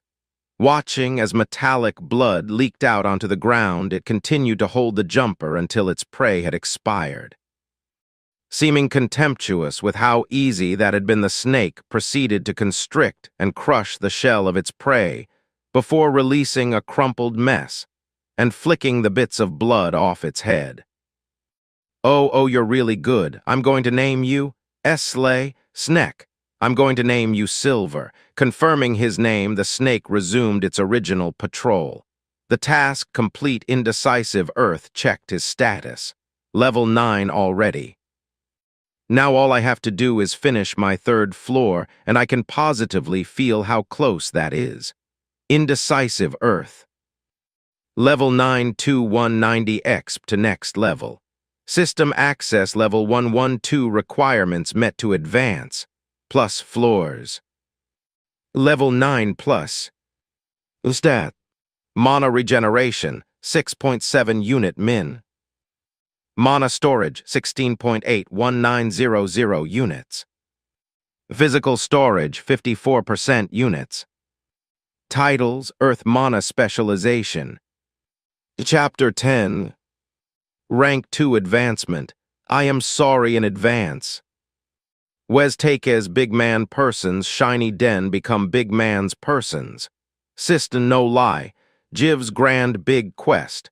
Specic sniny gets strong like dem. Lots of shiny gets big. Hobbs are confirm. I too gets big. Strong for clan. After Hobbs what bigger we get. I will find outs. Dare shiny in grand big cave. We goes with whole clan. Gets big is plan. Excerpt from the enlightened scholar of the goblin's gobble as he writes his musings on the chief's wall. Wanting nothing more than to rub his high level in Abe's face, he quickly started writing in the chat. Indecisive Earth. Hey Abe, what level did you say you were again? 3, 4, Abe, I'm level 7 now, thanks for asking. What's up, Indecisive Earth? Oh, sorry, it's all the same from up here, you're taking forever to reach LVL9 scrub. I'm definitely going to leave you behind. Abe, IEM8, well done, congratulations, well wishes, and screw off. Speed. The only thing better than swift monsters is swift leveling. Nicely done. Abe, you going pull an Amy and wait for me. Jim, who's Amy? Indecisive Earth, I haven't finished my last floor, but let's see. Well, guess I'll wait a day then. If you're still not ready, you'll have to play catch up. Abe, though we were bros. Oof, now I get it. I'm going to focus all my attention on leveling. How do you level, by the way? I'm obviously doing something wrong. What's the secret? Indecisive Earth, you just gotta get good scrub. How many monster types do you have? Abe, 12 different variations on blast slugs, 2 that weren't named yet. Think that's enough? How many types do I need to make to level as fast as you? Okay. Indecisive Earth did not want to admit he only had like 8 different monster types he could create. Jim, who's Amy? Indecisive Earth, older core Jim. Abe, I don't think quantity is as important as quality. Okay, here's something. Have you tried making a monster with a core? Make a super high concentration of fire mana in a material, then surround it in a shell to prevent it from leaking. Abe, like my bombs, so make a bigger bomb. Indecisive Earth. No, make the shell last and stop compressing it afterwards. Also, that's some explosion mana creation. I'm talking a nice, calm, solid core. Abe, okay, I'll try and make a core. Most of my mana pool, you say? This had better be a good explosion. Indecisive Earth. M8, if you insist on explosions, you should really try making a monster that doesn't die on the first explosion. Stop making disposable monsters. They are probably so much effort to replace. Abe, oh, believe me, once I figure that out, I'm going to be a happy core. No clue as to how yet, but I'm definitely working on it. Jim, how do I use Earth mana to expand again? Indecisive Earth. Oh, hey, look, I can feel my third floor being created. I have to focus on that. Why don't you ask Abe for help? He felt kind of bad shirking his responsibility to answer the newest core's questions, but Jim had gotten stuck and asked the same question 3 times now. Also, he really could feel the faintest of buzzing indicating that he was starting to split off his influence into a third floor, and he really did want to start working on that. Working quickly, he scoured his influence and started ripping out dense packages of mana out of random walls. A streak of shivery metal in the wall from when he had lost control while making a jumper. A streak of weird crystal in the floor from when he had attempted to add crystal mana to an earth core last minute, and it had rejected it. Pulling all of the worst offenders down into his third floor, he cut them into cubes and embedded them in a portion of the wall in his core chamber in a checkerboard pattern. Now some of the walls matched the floor. He moved some of the less obviously dense materials close to his third floor on the second floor, and then replaced them with some weaker bits near the far end, and patiently waited for the process to complete. Feeling slightly guilty about leaving Abe to deal with Jim and hastening his advancement, he reopened the chat. Jim, okay, but how do you replace what's already happening with your own Earth mana? Abe, I don't know. I just use regular good old reliable attributeless mana to expand. I'm not the core to ask. Jim, okay, but how would I go about doing this? Indecisive Earth. Hey Abe, sorry, I think I'm close to finishing my floors. I might have to leave soon. You think I can ignore the advancement and stay here with you? Abe, get him off me, and oh, I mean maybe if you ignore the selection, if there even is another mana selection.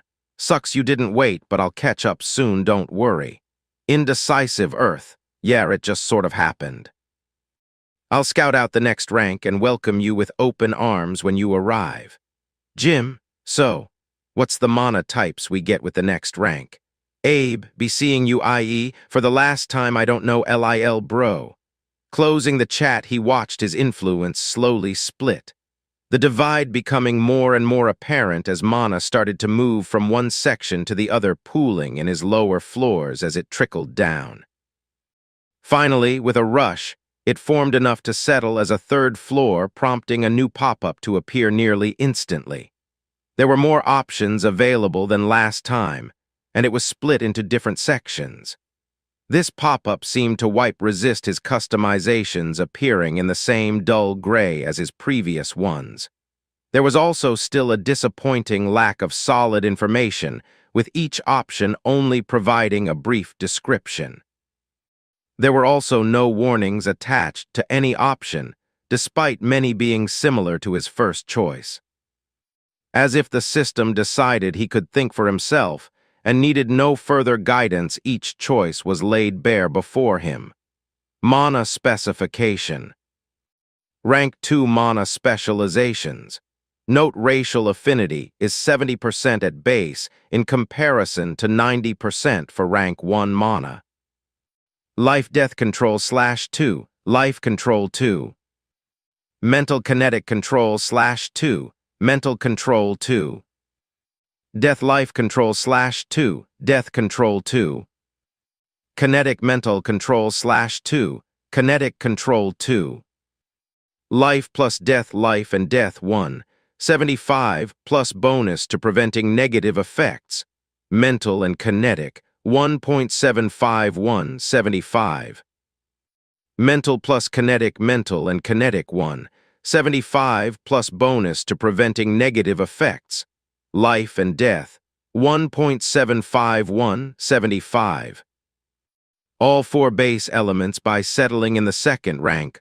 All 4 rank 2 elements are increased by 10%. Unlocked specializations due to Earth specialization. Dirt subspecialization increases base Dirt Mana Control 2, Earth 1, 25, Air /1.25. Rock subspecialization increases base Rock Mana Control 2, Earth 1, 25, Air /1.25. Crystal subspecialization increases base Crystal Mana Control 2, Earth 1, 25, Air /1.25.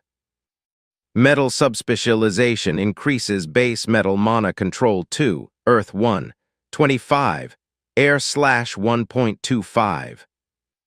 Earth plus Water Harmonic Specialization. All Earth plus Water combinations and subderivations to control Earth 1, 25, Air /1.25, Water 1, 5, and Fire /1.5 control. Earth plus Fire Harmonic Specialization. All Earth plus Fire combinations and subderivations to control Earth 1, 25, Air /1.25, Fire 1, 5, Water /1.5 control. Unlocked through special actions. Crystal improved through consistent use of a harder mana before its system. Unlock control can only increase with official boosts while penalties decrease. Crystal Mana 3, Earth 1, 375, Air /1.167. Explosion through experimentation. You have unlocked a subspecialization from a different base from your own. Slightly affected due to your start being lower, this option provides a flat 1. 75 boost to explosion mana and a 1. 31 boost to fire mana. Pressure mana through experimentation between the interactions in fire and water.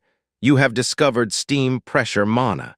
By taming said uncontrollable mana with earth, you have lessened some of its negative properties.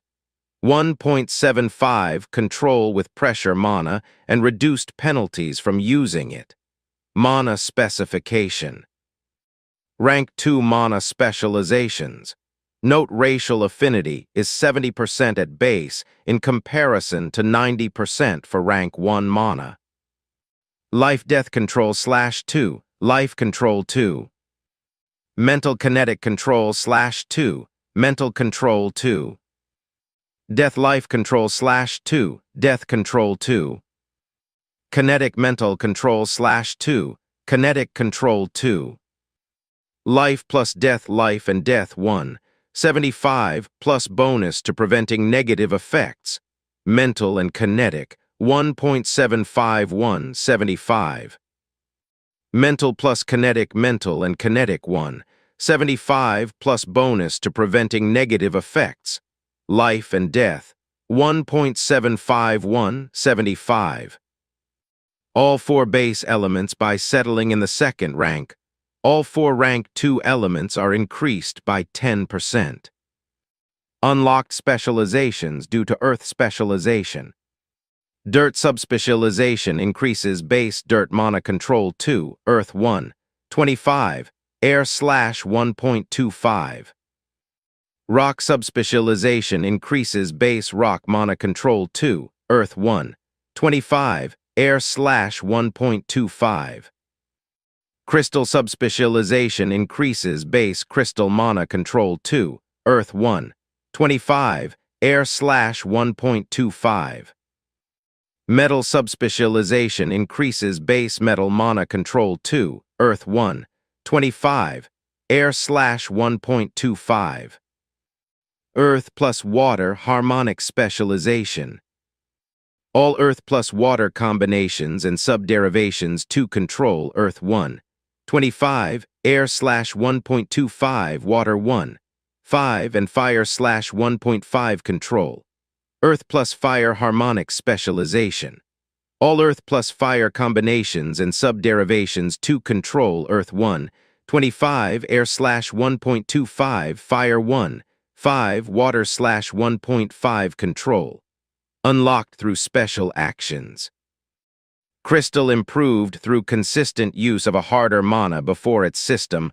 Unlock control can only increase with official boosts while penalties decrease. Crystal mana 3, Earth 1, 375, Air/1.167. Explosion through experimentation. You have unlocked a subspecialization from a different base from your own. Slightly affected due to your start being lower, this option provides a flat 1. 75 boost to explosion mana and a 1. 31 boost to fire mana. Pressure mana through experimentation between the interactions in fire and water. You have discovered steam pressure mana. By taming said uncontrollable mana with earth, you have lessened some of its negative properties. 1.75 control with pressure mana and reduced penalties from using it. The panel moved with his focus, and he could not dismiss it. Trying to open his chat made the panel quickly fly in front of it, blocking both his view and ability to message anyone telling them about his new choices. Waiting based only on curiosity, he spent a few minutes seeing if another indecisive title would be given with further notes, but nothing popped up. Guess I really should make a decision. There's no point waiting around then, is there? Let's see. I don't want to ignore my Earth specialization, so I want to pick something that might work well with it. Picking a subspecialization might be nice. As an added bonus, it helps increase Earth even higher, and there's even an added bonus for picking crystal mana. Also, there's a bonus weakness with earth and air, but no weakness tied along with the crystal mana itself. That's pretty tempting. I've been having trouble using earth mana to make monsters that move, however, and I don't think crystals can remove that weakness. I should check to see if there are better choices. Anyways, movement. I think water mana helps with movement. The monster I'm most proud of making so far is silver. Maybe earth plus water would be a good choice. Movement, though. Kinetic mana means movement, right? That's exactly what I want. Is it a better option than water, though? It's a higher tier. What does racial affinity mean? Does that mean I start at 70%? 70% of what? It says elemental mana is 90%. I didn't get that information last time. Why? Is it because I didn't have anything to compare it to? Now that I have some practice with rank 1 mana, I can guess how hard it will be to use rank 2 mana. I think I remember back in my first choice, there was a warning saying higher and more esoteric versions of magic aren't automatically better. Also, just because I choose something here doesn't mean I can't also use water mana or kinetic mana. So maybe I should go with what excites me the most and pick the crystal option. The stupid system doesn't tell me enough I need to know. When I'm picking, why doesn't it just give me a recommended choice and be done with it? Comparing each one, he thought out each combination, then settled on his choice and confirmed it, before drifting off into his second sleep since he was born. Regaining consciousness, the newly advanced core checked all of his system panels. There was a new advancement condition in his status, but other than that it appeared unchanged. Moving next to his custom panels, he found his material store and bestiary were heavily upgraded. No longer were there weird asterisks in some of the sections, but the descriptions had been split out into two, one a core specific description, one a description written by adventurers. The materials all had precise measurements attached to them as metadata that could be read while focusing. where each classification was listed as a percent AMD, absolute mana density, and a separate string of base materials that could be used to create it. All this added information made each section a more distributable form. Next, checking the chat it passed by in a blur of comments.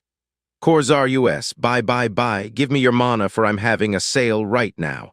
Corful, guys, anyone. Remember the warning about mixing life and death mana. Just another core. Damn, these last few levels are really a chore, aren't they, folks? Anyone. Corful, do not mix them. I'm being stalked by what came out of that hole, and I can't control it. Corzar, US. The newest sale features 10 new monster schematics for only 75% of the previous mana cost.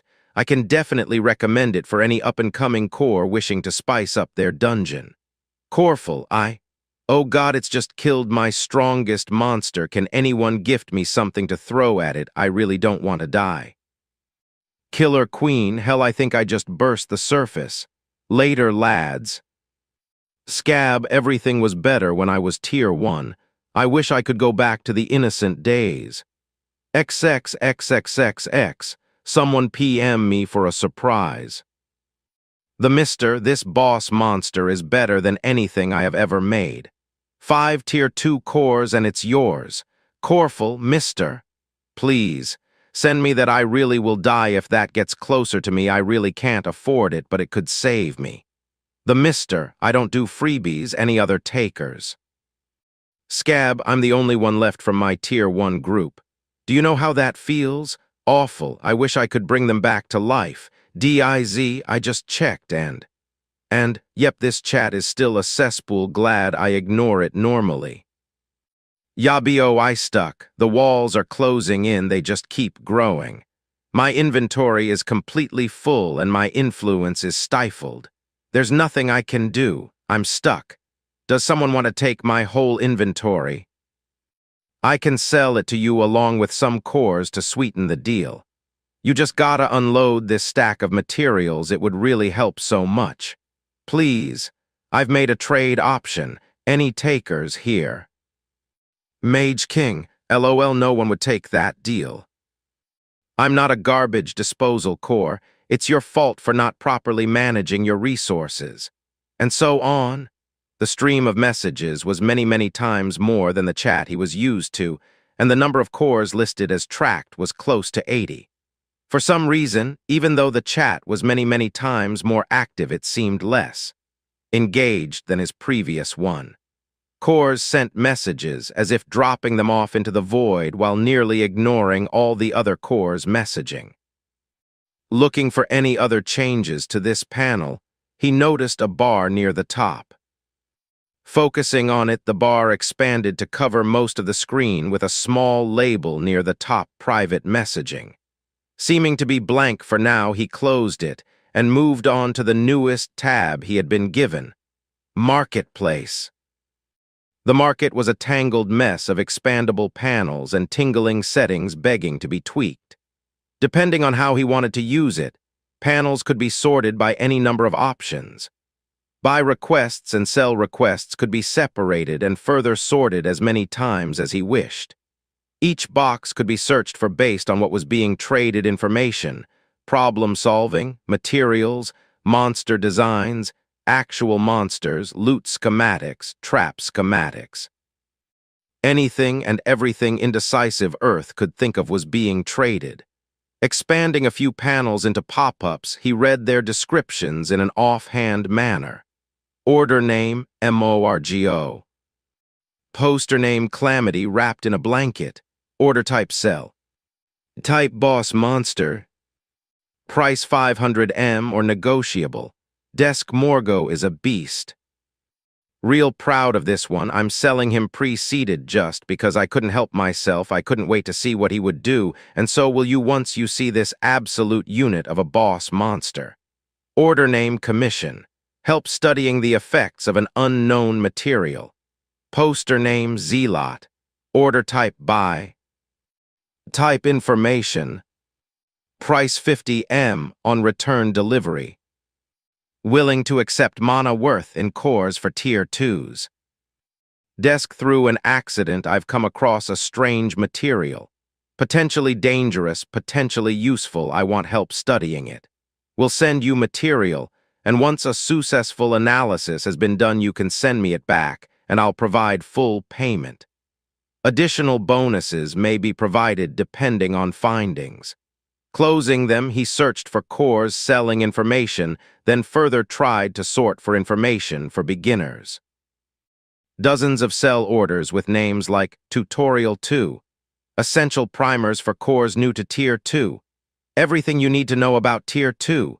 Do not read anything before you buy this incredibly important information packet. No-nonsense tips and tricks for all new cores filled the screen.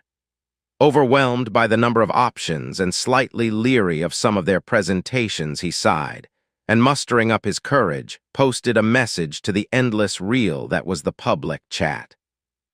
Indecisive Earth. Hey, I'm new. Can anyone tell me anything I should know or potentially recommend any information to buy?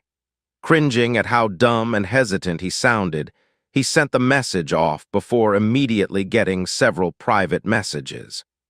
2 messages were simply a string of information linking to a place in the market. The third was a more detailed message saying he should buy the following. Do not read anything before you buy this incredibly important information packet, with a list of reasons why it was cheap. Whatever you felt like donating as long as you promised to send something based on how valuable you found the information. And 2, it contained reviews and pros and cons of several other more detailed information bundles. Sold on this pitch, he followed the link to the panel and focused on the purchase option. It was a simple option with the purchasable information in the Receive section and a blank area in the Send section. Accepting the trade, he got ready. Now, what am I getting myself into? Chapter 11. Buying information is as easy as. The danger of combining opposing elements. Rank 1 mana is fine to use in an opposing element monster, but not recommended, even if it gives a monster light madness traits. However, rank 2 mana is much, much worse. The mixture of life and death mana has a high chance of resulting in demonic mana, giving life to that which is not of this world, as if it reached into an imaginary plane perpendicular to both life and death on the axis of alive and dead.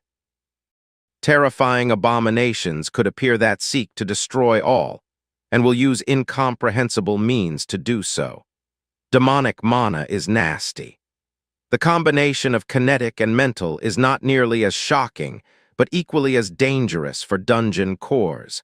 A myriad of discombobulations and monsters that let loose waves or miasmas that can have severed a dungeon core's mind from their physical core.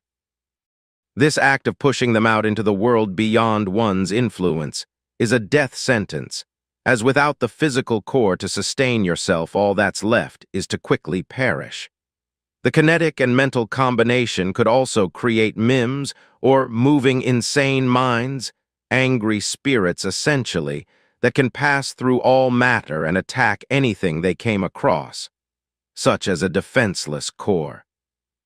Really, as long as small amounts of opposing elements are used in a large creature with a heavy number of other elements to offset it, there might not be as bad of a reaction. But why risk your life just for some experiment? A lot of the cores that have died by demons or mims thought they could do it right up till the end. Do you really want to join their ranks? Excerpt from the Useful Dungeon Information Packet, Tier 2 Primer by Jess. The information packet he just bought gave him multiple options once he received it. He could either consume it directly or leave it in the system display. Hesitating slightly, then selecting System Display, a pop-up appeared in the corner of his vision that smoothly expanded to a long strip of text. All right, now that I've got you here, I have some important information to pass on. First order of business. Get used to death. Reaching Tier 4 is a wall that many of your fellow cores will not be able to reach. But that is okay. By reading this pamphlet, you are already taking the first steps towards surviving, and if you follow some of the following guidelines, you are already ahead of the curve. Do not accept trades in raw materials unless it looks advantageous, especially large amounts. Two cause of death besides dumb experimentation is by getting plugged. Plugged. That's what we call reaching a point you can't expand anymore, having your inventory get full and expanding out as far as you can, but being unable to continue, is a slow, suffocating death sentence. Following that point, do everything you can to prevent creating endlessly expanding materials. They can slowly fill your halls and will end in much the same way as above. Kill the mana and material if you gain it. Anything is better than that. The next point and one cause of core death is experimentation. I will leave it to other more detailed primers to provide information about the different mana types and how they react, and just give the following warning. Do not mix opposing elements. Unless you have specifically and dumbly picked a dual specialization and even highly recommended in that case, do not mix opposing elements. That way leads to madness, and madness corrupts and harms its user. On that note, if you ever find madness mana, do not practice using it. You have been warned. Experimentation is not nearly as dangerous with rank 1 mana as it is with rank 2. I recommend you don't partake in it and stick to buying some of the well-tested monsters. They are safe. Finally, just some common sense. You, as a Tier 2 dungeon core, are lumped in with the other rank 2 cores, the Tier 3 dungeon cores. The system upgrade for Tier 3 gives access to a few things, one being the ability to use mana as a currency. Yes, it's as convenient as it sounds. A lot of cores like being paid in cool hard mana, however. Understand Tier 2s are more limited and will accept being paid in pure cores or barter. This is likely a new concept for you, and if so, you can purchase pure core creation lessons. Here, keep in mind upper tiers trade in systemated cores and have strict standardized measurements for the currency. When trading, check the profile of who's trading. Important. They should have a rating on how many successful trades they have completed. Even if they change their name, those positive and negative trades are still visible. Be wary and don't promise anything too big for any core that has several downvotes on their trade profile. Additionally, be wary of any trader with few trades offering high-priced items. Before accepting any trade, make sure what they are offering is exactly what you signed up for and leave feedback if you think you were scammed. Here is a list of useful curated info packets I recommend buying. If this guide helped you, feel free to leave a positive vote and/or gift me something good. Tier 2 Primer by Jess. Tier 3 Primer by Jess. Both of these are really good descriptions of a bunch of basic information and can be bought together for one Tier 1 Pure Core. What an amazing deal, 2 for 1. An examination of mana. Slightly pricier, this packet is currently being sold for 5 Tier 1 Pura cores, but I really recommend it. It's basically a staple.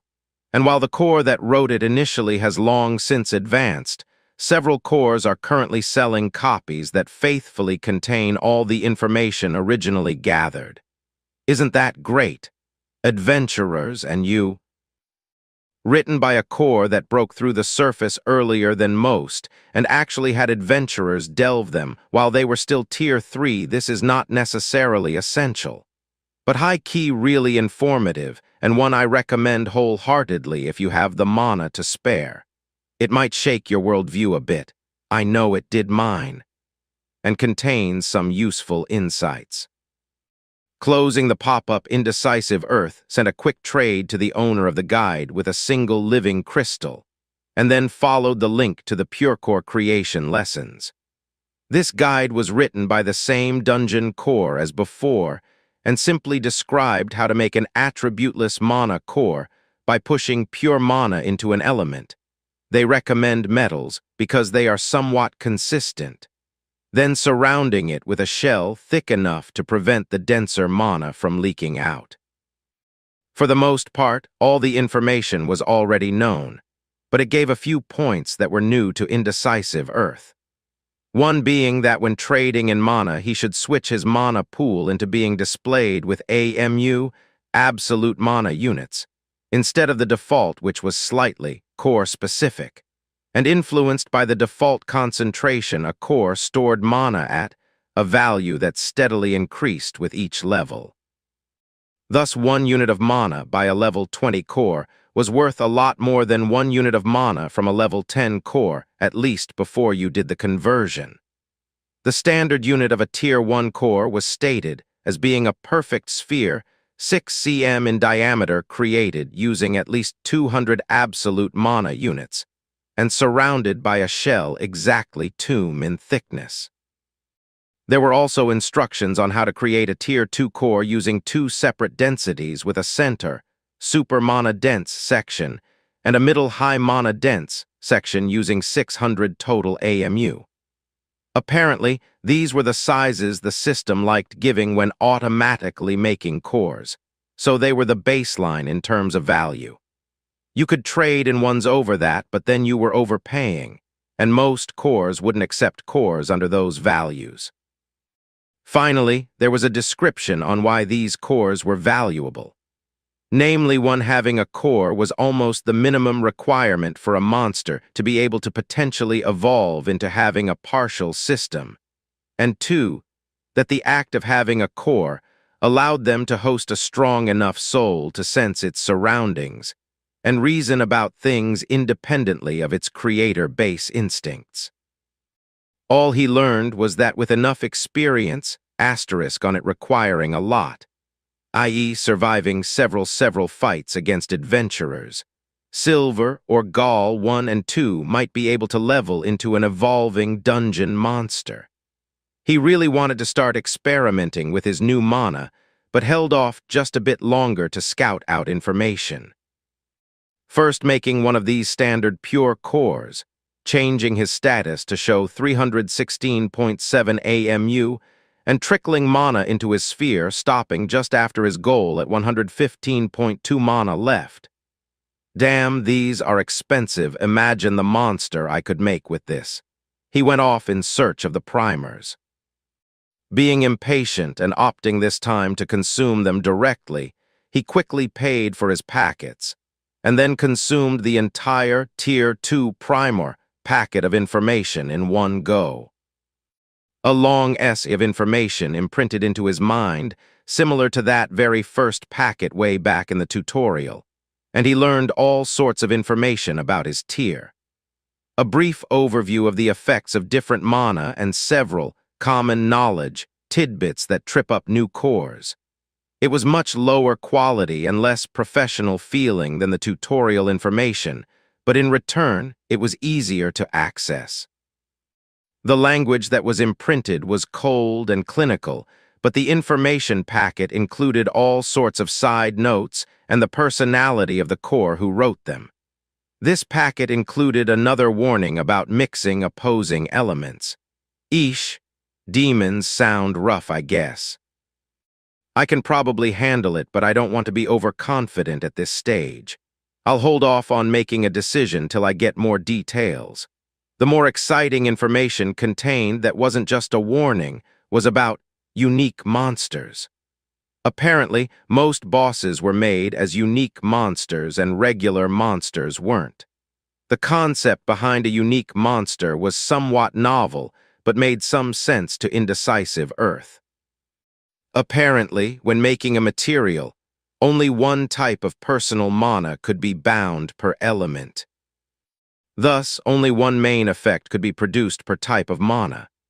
However, when releasing mana and letting it bind naturally to, say, a rock, a dozen different effects would be forced out as each element, and each component that was even slightly different in its makeup provided a different effect, each stemming from the source of the mana, or even twisting to completely different aspects before being combined in both strong but unpredictable ways. The more elements and the more they are structured, the more effects could be mutated and combined in that one material. The problem, of course, with these materials is that a dungeon core could no longer mold them to their will.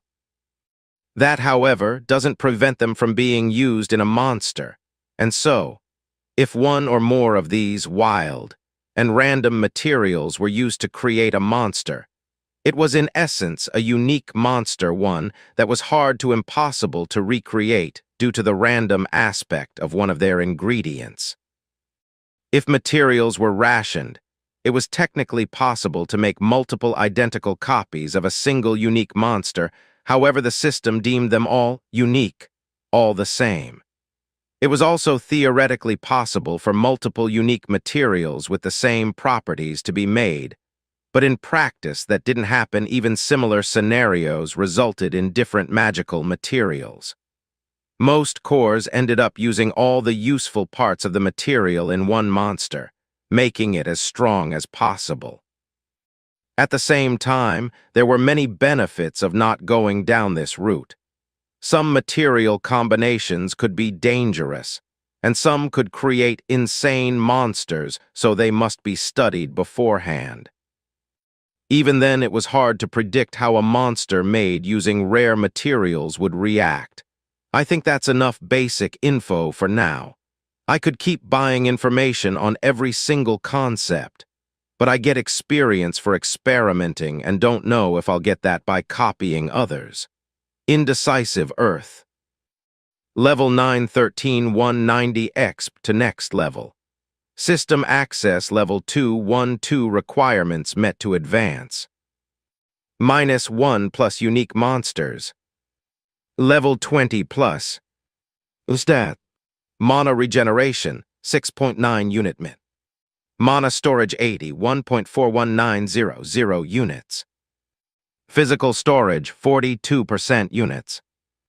Titles, Earth Mana Specialization, Advanced Crystal Mana Specialization.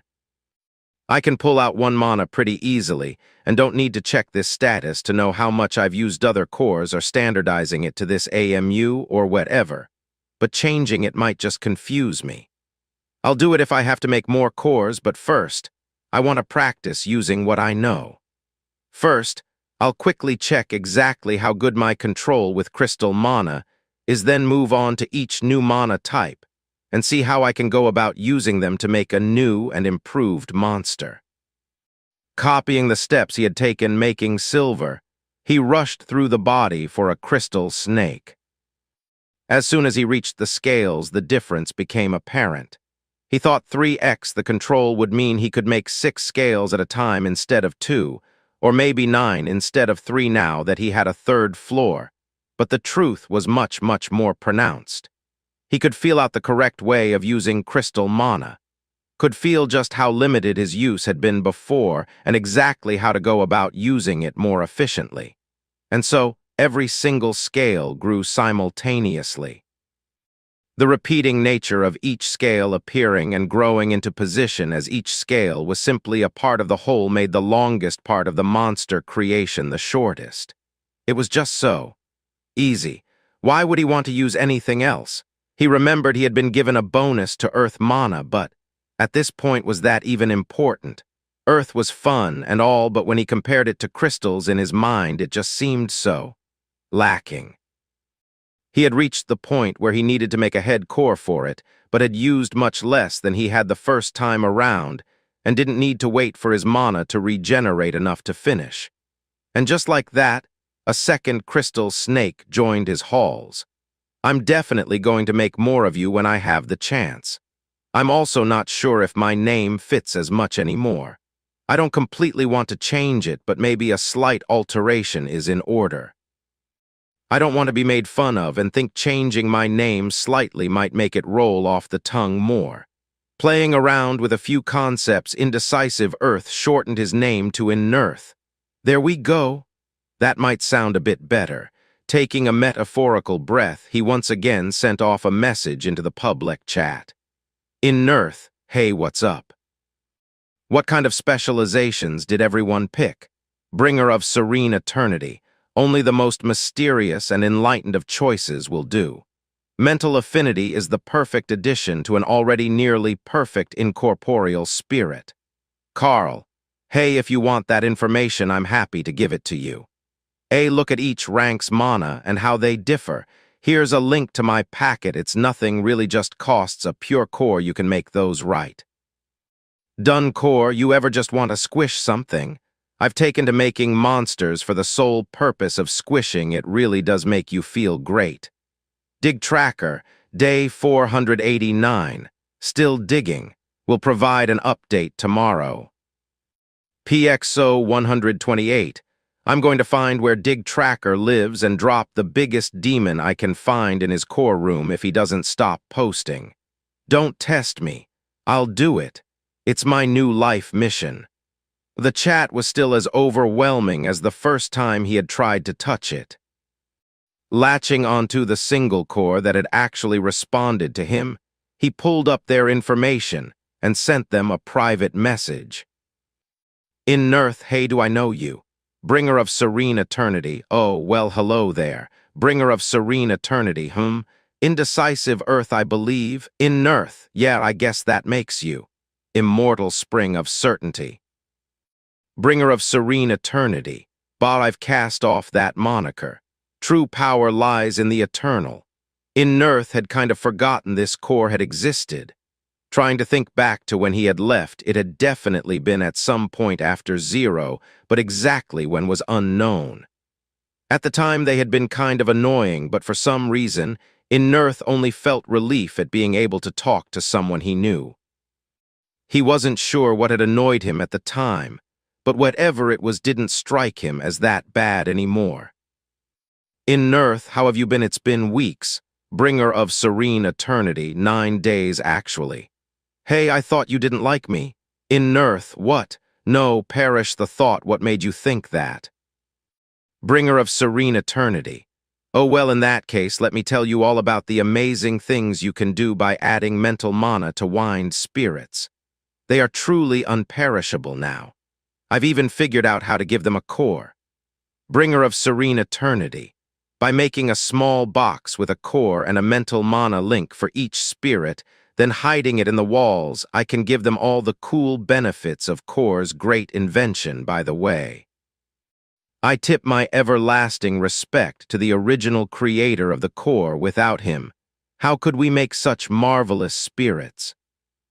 I mean, In Nirth had figured out how to make a core before coming to this rank without being told, so he didn't feel like he owed much to some nameless core. He had also not truly seen anything groundbreaking for cored monsters, yet sure they were stronger, and he would start adding them to most monsters he cared about to boost their strength, but I don't really know. I don't want to throw as strong a core at a monster as I can make and hope for the best. I want to experiment with them a bit more. Is there a better way to make a core? I made a cone core for my snake template. It was a bit more effort, and now that I've made a pure core to trade, I can see it took more energy to make a non-sphere shape. It wasn't just that it was attributeless instead of Earth, but that the amount of mana and effort to make a cone was more. I wonder why. I have to experiment more with cores sometime. The whole time In Nirth was thinking about monster cores, bringer of serene eternity. Mentally, he renamed him to Bose, was happily describing his dungeon path. Bringer of serene eternity. The mysticism of death is truly wonderful. I wish I could replace my undying legion of everlasting eternity with an undead legion of eternity. Have you heard about something called ghosts? I can't wait to try and bind adventures to my depths for all eternity. Bringer of serene eternity, the sheer power contained in my legion, frightens even me sometimes. It's only when I stare deep into the eternal that I recognize I am the only one who can walk this path. Bringer of serene eternity, they walk along the path of greatness. My name shall be whispered far and wide when discovered, and acolytes of the everlasting cycle will flock to receive my boons. Bringer of serene eternity, heh. In Nirth, now I've actually just advanced. I haven't heard about ghosts, no, I actually haven't used any of the new mana, but I'll get back to you after practicing with some of them. Bringer of Serene Eternity, OH, of course. If you have any questions about how to structure your dungeon into a legend, I'm constantly available. You have to work on your name, by the way. May I offer Forge of Heaven's Gate? I nearly took said moniker for myself, but realized the strength of the eternal deep in my slumbers before gaining the knowledge of the mind. It's free use. I don't know of any other cores who go by it currently. In Nirth, really have to go, nice talking to you. Escaping somewhat from the conversation, he thought small doses. Small doses, I don't think I can deal with too much of him. Having someone I know is comforting, but it just makes me wish I had waited for Abe. It hasn't even been an hour and I want him to advance. Finally, it was time to see what rank 2 mana had to offer and see if he was justified in sticking to Crystal Mana, the choice that felt right, or had any regrets for not picking the newest options. Chapter 12. Rank 2 Mana Experimentation. Adventurer 1278. How safe are dungeons? Can I bring boy with me on my first adventure? He's good with a stick, so I'm sure he can pound some monster. Guard A for seasoned adventurers. Relatively safe, yeah. For you? I give it till the first thing's stronger than a slime before you get injured. This is not a game unless you want your kid to be eaten by a dungeon boss, you'll leave him at home. Adventurer 1278. Can't say that till you see me fight, can you? I'm already a level 17 knight, and me boy, why he just got his first level in warrior last harvest. Guard B. It's his funeral gale, let him into the dungeon if he wants, we aren't paid enough for this. Guard A. It's our job to stop idiots like him from going in unprepared, not like monsters ever come out of the dungeon. Adventurer 1278. You heard the nice fellow. Let me in Gale. Guard A, it's the principle of the thing, Mike. Sure, he has some levels somehow. Probably guarded his wife when she shopped or something, but he's obviously still green. I'm also not letting him take his kid inside, and that's final. Adventurer 1278, congratulations. This was a test and you passed. Well done, Gale. I'll pass that along to your manager. Guard A, don't think I can't see you trying to smuggle an extra pair of feet through the gate. My word is final. Adventurer 1278, bah, I'll be back. Excerpt from the gate logs for the entrance to the great dungeon town, Malequentia. Jumping right into trying out his brand new rank 2 mana, he was once again glad he had imprinted the primer instead of simply reading it. Each of the 4 elements were much harder to find naturally, and each type of mana existed at a much higher resolution. What that meant is he had to focus incredibly hard on some of his moving monsters before he could see faint lines of mana that were the naturally occurring brands of kinetic mana, for instance. Not that the primer was as essential as it made itself out to be. He was sure he could have figured it out with a bit more trial and error. Knowing where to look definitely saved some time, however. Starting with life mana, he checked the unique flavor of the naturally occurring mana and tried to copy it synthetically. Surprisingly, the process was easier than he had imagined it, only slightly worse than using fire mana. Deciding to make each material into a block shape, he shoved life mana into the common knowledge, best material to use it on, carbon. Disappointingly, it didn't seem to make much of a difference. While the magic took, and the material definitely changed, the end result was lackluster. Simply a rectangular brick with a faint green sheen to it. Observing it for a minute and then discarding it into the corner, he tried a mana type. He had slightly higher hopes for next kinetic. First checking the kinetic mana's flavor, he then pulled out a ball of mana and worked to convert it to the new type. This process was equally painless. Not nearly as bad as air mana, all things considered. Taking out some iron into a cube, apparently, kinetic mana just worked best for solids and didn't distinguish between metals and non-metals. He pushed the new mana into it from all sides and watched to see what would change. Slight faint shivers started appearing around the cube, and it started to vibrate slightly, ever so slightly but consistently. These vibrations continued to blur the edges of the cube, despite it being held in his control, as tightly as he could. Lowering the cube to the ground and pushing it slightly, he let go. Watching as it slowly slid across the ground, bouncing off the wall and continuing to glide as if completely frictionless, he wondered how useful it would be. That was interesting, I guess. What else can I do? Taking some more iron, he pushed the mana into it from one side to the other this time.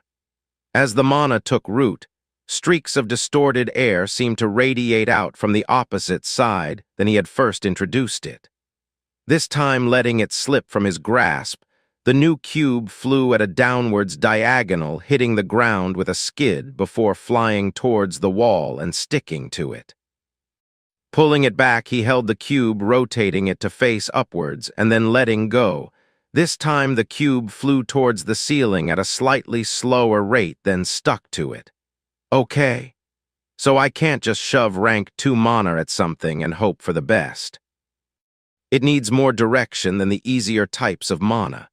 Oh, and it's not ignoring gravity, it's just being pushed upwards harder than gravity is pushing it down. Playing around with kinetic mana, a bit more he found he could alter the direction the kinetic mana wanted to go. By varying the size of the cube or adding more mass, and compressing it to be denser and heavier, he could affect the amount of force that propelled the cube forwards. But no matter how he played around, he couldn't regulate it. The movement was simply ON, and he could tell he was going to need more work before it would actually be useful. The force being applied to it was also weird. It didn't seem to be affecting anything but the block and was completely dependent on the direction it was facing. Twisting the block in midair would curve it in the new direction. Not sharply switching, but catching up as the previous inertia was kept. Next, he moved to mind magic. He couldn't seem to find any of it in his dungeon, so he didn't really know where to start. He also didn't have any of the ideal materials for it. Silver and gold were both much more effective for some reason. He had already found faint traces of the previous 2 mana types in his monsters, so he was sure he could find the third. Staring at each of his creations, one by one, with the most focus he had given most of them in a while, he finally found some. Faint pink sparks seemed to flicker deep inside the core of Silver as she sat in the living crystal room near his core.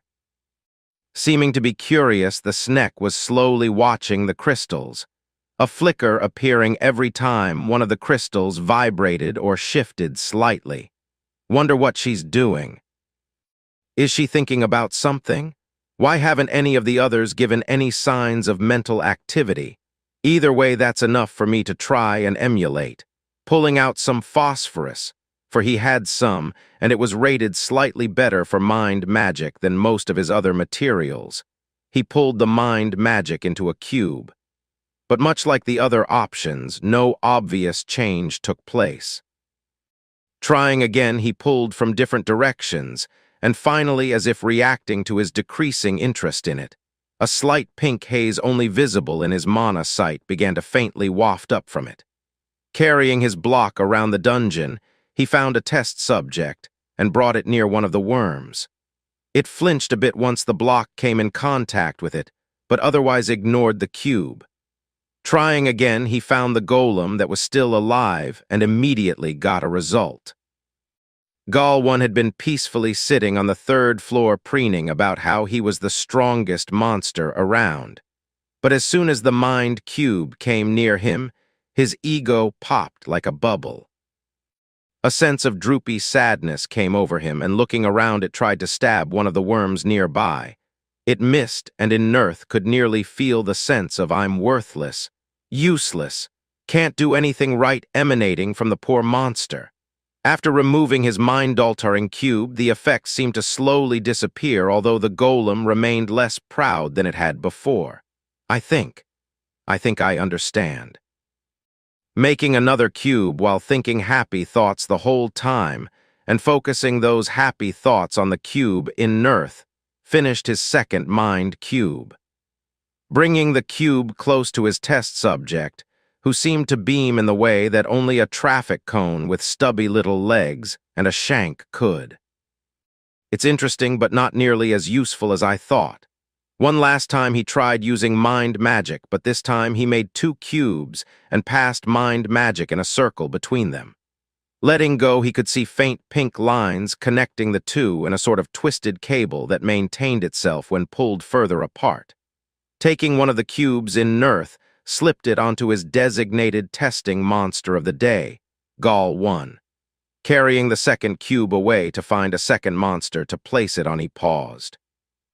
It was faint, but a steady trickle of information passed down the cable towards the cube in his hand. Pulling the information towards himself curiously, he suddenly was hit by a stream of consciousness. Ooh, the consciousness was slightly alien to Nurth, not fully thinking about anything and kind of just watching the wall. His golem seemed slow. It has an earth core, though. Silver seemed to be thinking more than this. Pulling the cube over to one of the jumpers that still littered his halls, he touched it to the jumper and continued to read the connection. Looking at me funny, huh? I'll kill you. A clang sounded out in the cave as his golem stabbed a weird-shaped rock that had fallen off the wall, smashing it into several smaller pieces. That's what you get. The jumper seemed to settle slightly from where it had been priming to pounce on anything and everything, while his golem grew more aggressive. More aggressive, but also more coherently aggressive than the jumper had been. Because the golem has a core. After a few more seconds of this, they seemed to sort themselves out, his golem staring curiously at the cube touching his leg. Relaxing more and more, the golem sat happily, ignoring the feedback from the jumper and staring at the original wall again. What is it doing? Well, I'm sick of this. Moving on. The final mana type he wanted to observe was Death Mana. He kind of knew something had to die before he'd witnessed some of it, but just as he was critically staring at each of his monsters, wondering which to sacrifice, he noticed the life cube had given some effect. Rather than the cube itself changing in any way, the walls around it seemed to have been altered. Faint roots had broken through the wall and wrapped around the cube, covering it more and more. Following the root into the wall, he saw it had seemingly sprung into existence around a bunch of weird, brown, wooden-looking rock. Is that a fossilized tree? How is life mana doing anything to that? Even as he watched, the effect taking place was more and more pronounced. Vines had started sprouting out of the wrapped ball of roots, surrounding the earthen cube almost protectively, while green strands of mana continuously streaked from the cube down the entire length of each root. As the plant grew slowly, covering more and more of his experimental room, it seemed to pull material from the stone and air around it to feed its expansion. For the most part, this expansion seemed benign. The weird plant had grown several reddish leaves that twitched as it grew. But other than making it harder to move in the room, the change wasn't that bad. He could even call it stylish in a random way. A slight hiccup appeared as soon as the expanding plant found the kinetic mana cube stuck into the wall and side of the cave. Hesitating slightly, it wrapped around the cube as well before finishing its claim of the room. Rather than a drastic change, the small cubes of kinetic mana didn't seem to affect the plant in as exciting a way as one would hope. Every once in a while, the leaves would rustle despite there being no wind. But at the end of the day, didn't his living crystals do the same? Crystals were obviously a superior plant. Anyways, back to his final mana type. Deciding not to sacrifice one of his already made monsters, he spawned 3 fire slimes in a hallway, then sat back and watched the worms swarm.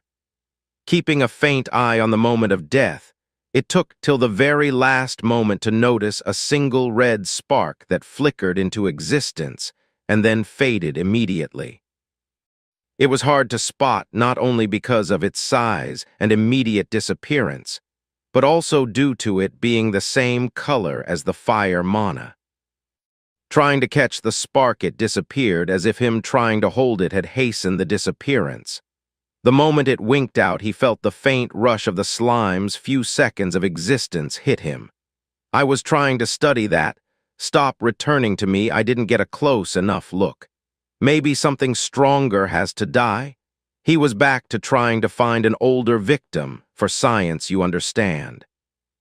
Finding a jumper that seemed slightly more weathered, he realized it was the one connected by the mind stone to Gaul. Hey, attack him for me, won't you? Hey, nap time's over. The golem finally made a move. Turning to walk along the wall, it slowly waddled to the jumper nestled against the wall like a barnacle. Stabbing downwards from the side, it somehow managed to catch the jumper by surprise. Nothing had done that so far. Somehow rising again and stabbing down perfectly, the long spiked arm managed to hit the membrane on the bottom of the jumper, breaking the seal and killing the monster. That went better than I thought. I've been mentally placing the golems and jumpers on the same scale, but I guess having a core really does help. They are back in my good graces. I definitely need to iterate on them though, keep the stabby arm, throw out the legs. Useless creations legs are, who needs them anyway? As the older jumper died, a much larger red glint appeared in the air and started to fade. This red spark lasted much longer than the slimes had. Still less than a second to dissipate and return to his influence, but nearly a factor of 5x the amount of time was taken, and that was enough. The fading spark wasn't death mana. It also wasn't red now that he had a better example. Rather, the spark was still white, but surrounded in an aura of red, this aura a manifestation of the fading itself, as if the spark was giving off radiation as it disappeared into nothing. Picking a new room now that his old experimental room was filled with roots, he went to study this last example of rank 2 mana. I need to start expanding again soon. I've taken a long enough break, and now I only have to devote a third of my attention on the task. Taking the cue from his previous examples, Inerth didn't want to make the same mistake by just shoving the death mana into a material and hoping for the best. Maybe if I make a monster with it. Taking the easiest monster to make? A slime. He tried to infuse the insides with reddish death mana. This slime came together quickly, but as soon as he seeded it with life, the slime began to writhe about and die, just seconds after its birth. I guess death is anathema to a living creature. If I want to use death mana, I think I need an undead creature, putting this on the back burner. Opening up the chat, he asked his new conversation partner about death mana. Inerth, hey, you mentioned ghosts. How are they made? Do you know what the best way of using death mana is? Bringer of serene eternity, a disciple. This day was fated to come. I haven't figured it out per se, but I can introduce you to a core who has. A minute or two later, he got a second PM, the pop-up half covering his conversation with Bose. Z-Mad Doctor, fresh. Inerth, what? Z-Mad Doctor, is the body you want to reanimate fresh? Do you still have the original soul? Inerth, I'm sorry, I don't actually have a body I want to reanimate. I just want to know how to use each rank 2 mana type. I don't know what you were told. Z-Mad Doctor, inquisitive, that will do. Z-Mad Doctor, ask. What do you wish to know? Inerth, anything. How does it work? I tried to touch one of my monsters, Sparks, as it died, but it just disappeared faster. Z-Mad Doctor, bah. Probably just a seed. To reanimate a body, a soul must be fully formed. Not much you can do with a single spark. It's better if you have most of the parts still intact and they are fresh. Anything else? Inerth, not